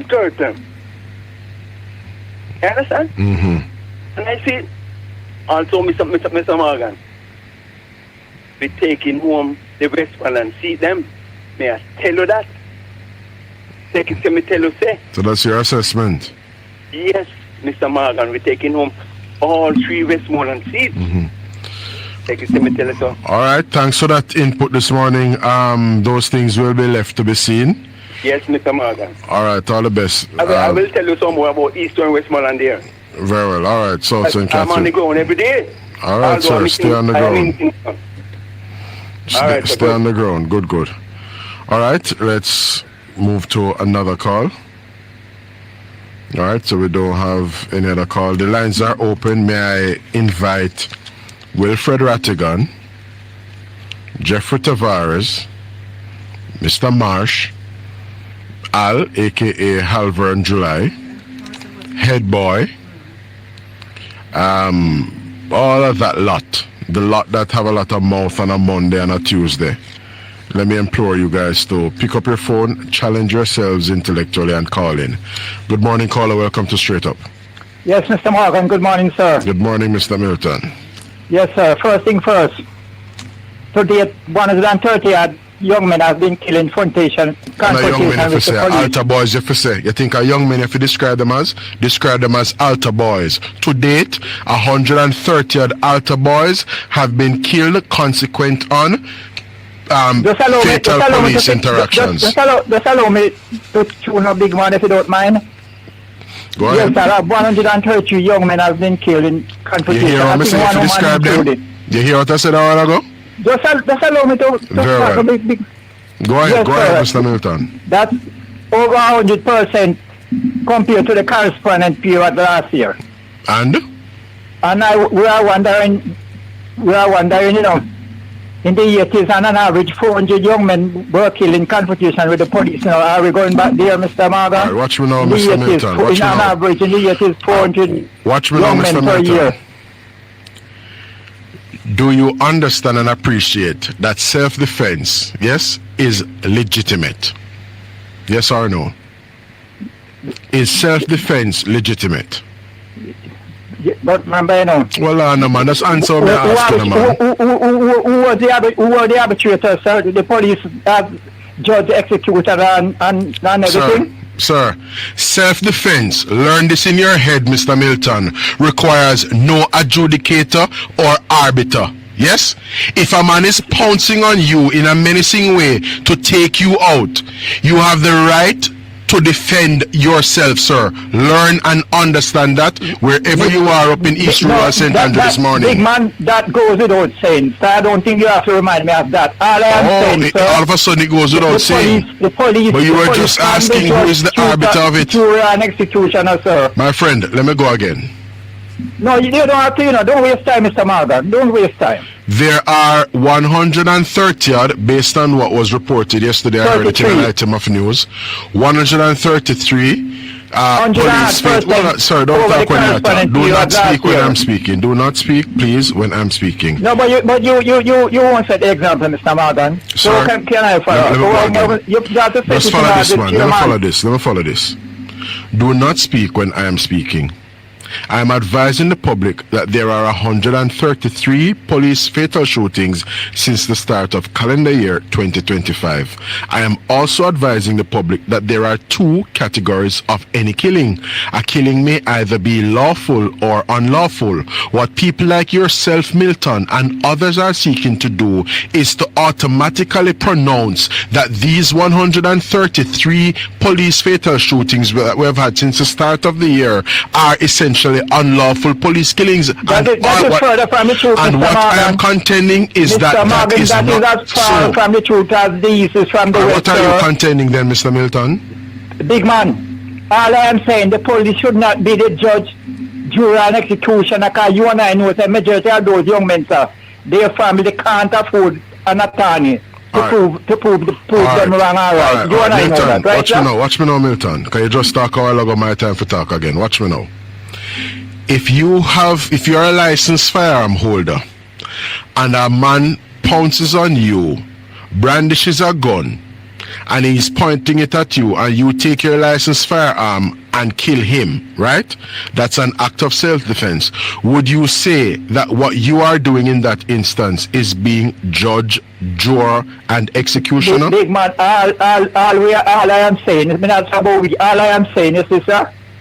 we need at least we have been told about body camera from way back Milton, when. Milton, you're all over the place. Let's no, focus. I'm not, sir. I'm not, sir. I don't agree Hold with a moment, what you're saying. hold a moment, sir. You're going all over the place, and I want to be very clinical in treating with commentators like you. Big man.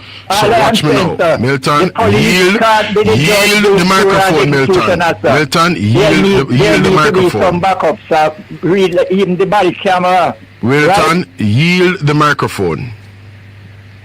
So let me go again. Let me go again. Do not speak, sir, when I am speaking. Simple. Both of us should learn that, sir, right? So that make two of us. So let's try and this kind of that dirty habit. Let me go again. Let me go again. If you're a licensed firearm holder, a man point a weapon at you. Let us say him is a suspected gunman. You discharge your firearm and kill him. In that instance, Milton, are you as a licensed firearm holder, yes, who has been threatened effectively by that person, that menacing person, are you, in defending yourself, being judge, juror, and executioner? All I'm saying, sir, the police you can't answer. All right, so Milton, I'm not even going any further with you. Good. Are you true? Yeah, man, I'm not going any further with you, sir. You're wasting my time. I can't have you ask a question, I'm going to answer you know, so what sir, I see you exactly what you're doing. You're doing the conversation at the service, and you, for reasons best known to you.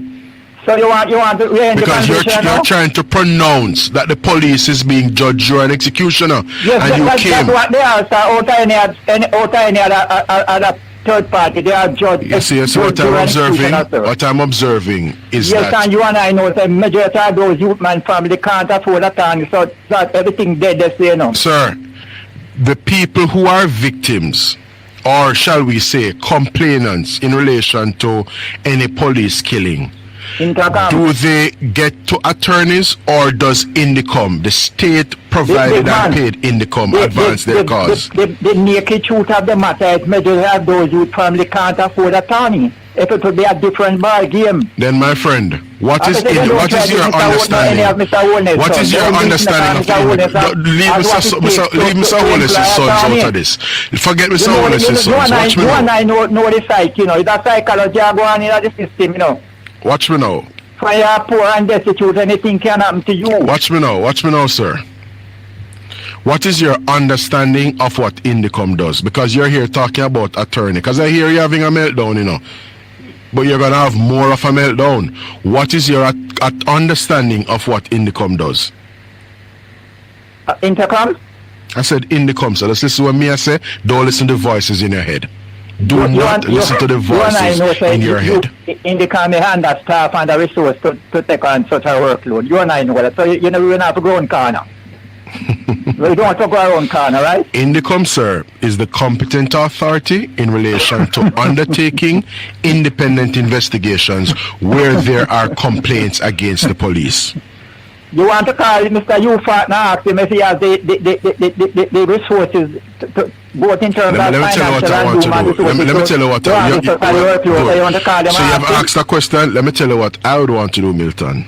I want to telegraph to other persons who may elect to challenge the state, like the 133 persons the police has ostensibly taken out since the start of the year, that they should think again. Anyway, Mr. Morgan. The 133 altar boys and choir boys who have been killed by the police since the start of the year, I want to implore others. No man, watch me now. Yes, that's what you are doing. Watch me now. That's the impression you are trying to convey, Mr. Morgan. The police has a version of events, and some of the complainants in these matters have a version of events. Let the chips fall where they may. When Indicom's work and recommendations to the DPP should have been completed. Before a jury or something like that. You don't do that. No man, that is precisely what I do. My brother, that is precisely what I do, Milton, because I await the finding of the appropriately constituted authority to pronounce on these matters, and that is ultimately the courts of Jamaica. You and I know, say, Indicom is under resource. Find something else to talk about. Milton, watch me now. Let's not go on corner. Milton, watch me now. Find something else to talk about. Because you see these choir boys that you guys trying to, give some kind of credence to, as it were. Yes. For example, I just came across something in my phone where there's a gentleman, a guy from the Kings Valley gang, I wonder if I could bring it up back quickly, who has been taken out by the police. Where's this now? It came up in a particular group I'm in. Yes, this one. See it here? 40 Ball. So the man's name, Milton, is 40 Ball. So the Observer headline here says 40 Ball cut down by cops, and it goes on to read here, Milton, alleged top-tier Kings Valley gang member shot dead in Westmoreland police operation. Watch me now. So there's no evidence. But we're not debating that. I'm not debating that. I'm not debating that, sir. Not been proven against that gentleman so far. It is the courts. It is the courts. Thank you, sir. Thanks for listening. Milton, you're going to continue to have a meltdown, and you're going to continue to have voices in your head. 40 Ball cut down by cops. Do we have another call? Alleged top-tier Kings Valley gang member shot dead in Westmoreland police operation. Yes? So this gentleman, another of your choir boys and altar boys, he's a Christian missionary, Milton. 40 Ball goes around and evangelizes. He preaches the gospel to win souls for the kingdom. And this man has now been killed by the police. 40 Ball cut down by cops. Alleged top tier. Is not the medium tier or bottom tier, you know. This man is described, Milton, albeit allegedly, as a top tier Kings Valley gang member. So I'm going to urge you, Milton, to go ye therefore and evangelize to choir boys like 40 Ball to ensure that they turn around them lives and go and be a good choir boys instead of alleged gang members and miscreants and lawbreakers in the Jamaican society. Because as much as they want to create mischief, we, the taxpayers of the country, are providing the police with as many guns and as many ammunitions as possible to treat with anyone who would want to turn their weapons and point them at the police. The police are trained to take them out and sort them out and make people like Milton vex. Yes? So try and learn and understand that, Mr. Milton. You try and learn that and understand that. Good morning, caller. Welcome to Straight Up. Morning, sir. Morning. Go ahead. Yeah. I think we, as a people, and I'm talking internationally, we have to sit back and allow leaders that are not even intelligent to control us using simple psychology, quick fix solution, and then in the long end we turn around. You mean like leaders who say they do less with more money? No. Leaders will say, well, boy, we are part of the system. Let's make, what we say, America great again. So you are part of it. And then in the long end, you realize that things just scare you. Okay. Right, and it's internationally, with that quick fix. That they know that a lot of. All right, so what's your call? Because I'm running out of time. I'm running out of time, Sir Louis. So what's the call you're making in relation to that? You're imploring persons to stay away from leaders like those and do what? And learn to think for ourselves. And don't really listen to those guys who are very charismatic people who just tell you things to make you feel good. I see and what then you mean. in the long end you realize you are in trouble. All right, thank you for that perspective this morning, Mr. Milton. Not Milton, Mr. Lewis. There on the News Talk WhatsApp phone, there's this particular video that I'd like to share with the listeners.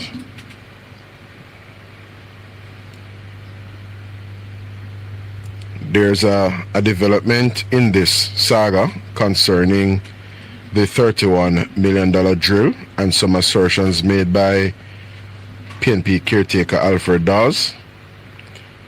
And listeners may recall and appreciate that he has essentially impugned Donovan Williams, where when he had his press conference on Tuesday. Here's a development in that story, courtesy of our friends elsewhere in Radioland, NNN, which is Nationwide News Network. Williams have given opposition spokesman on health Dr. Alfred Dawes until the end of today, Thursday, May 22, 2025, to withdraw defamatory statements about their clients. The issue concerns Dr. Dawes' adamant claim that both the company and Williams, an attorney at law, engaged in corrupt practices to sway the award of a contract for the procurement of a neurosurgical drill valued at $31 million. In a demand letter seen by our news center, attorneys at law Georgia Hamilton and Company have sent a 5-page letter to Dr. Dawes dated May 21. The letter accuses Dr. Dawes of falsely accusing Medtech of marking up the cost of the drill sold to the Health Ministry by 12,400%. They are demanding that Dr. Dawes remove all references about corruption by their clients from all social media and other platforms. They also want a written statement from Dr. Dawes that he will refrain from repeating the allegations. They also demand reimbursement of $250,000 plus GCT, which they say is the current legal cost associated with their preliminary action on behalf of their clients. The lawyers say they note Dr. Dawes' bold invitation to Williams to sue him over the comments he has made. They warn him to be careful what he wishes for. They say he should rest assured that his failure to respond appropriately to the pre-action letter will result in him having to answer a case in court. Well, there you have it. Action is being pursued. A certain demand, this is what you call a demand letter. Certain demands are being made of Alfred Dawes, having regard to some irresponsible utterances on his part. I concur that the utterances are reckless, baseless, and irresponsible. And we shall see what we shall see, because we know what he's being motivated by. He's being motivated by his PNP politics. And it is sad because it impugns hardworking men and women, professionals, who gave their advice to Sarah in relation to the kind of drill, the specifications of the drill that need to be purchased. And it was consequent on that bit of advice that the health authority went to market and ultimately had its evaluation undertaken and a preferred bidder identified, and the procurement ensued as a result of that. So let us see what happens in this matter. I suspect Dawes is going to continue to double down. So I suspect Donovan Williams and Alfred Dawes will be before the courts in relation to civil litigation. We're out of time for today's broadcast. I want to thank my broadcast technician and producer, Tanya Richards. I want to also thank the contributors that we had this morning as well, and for all of you callers and listeners for having made it another wonderful edition of Straight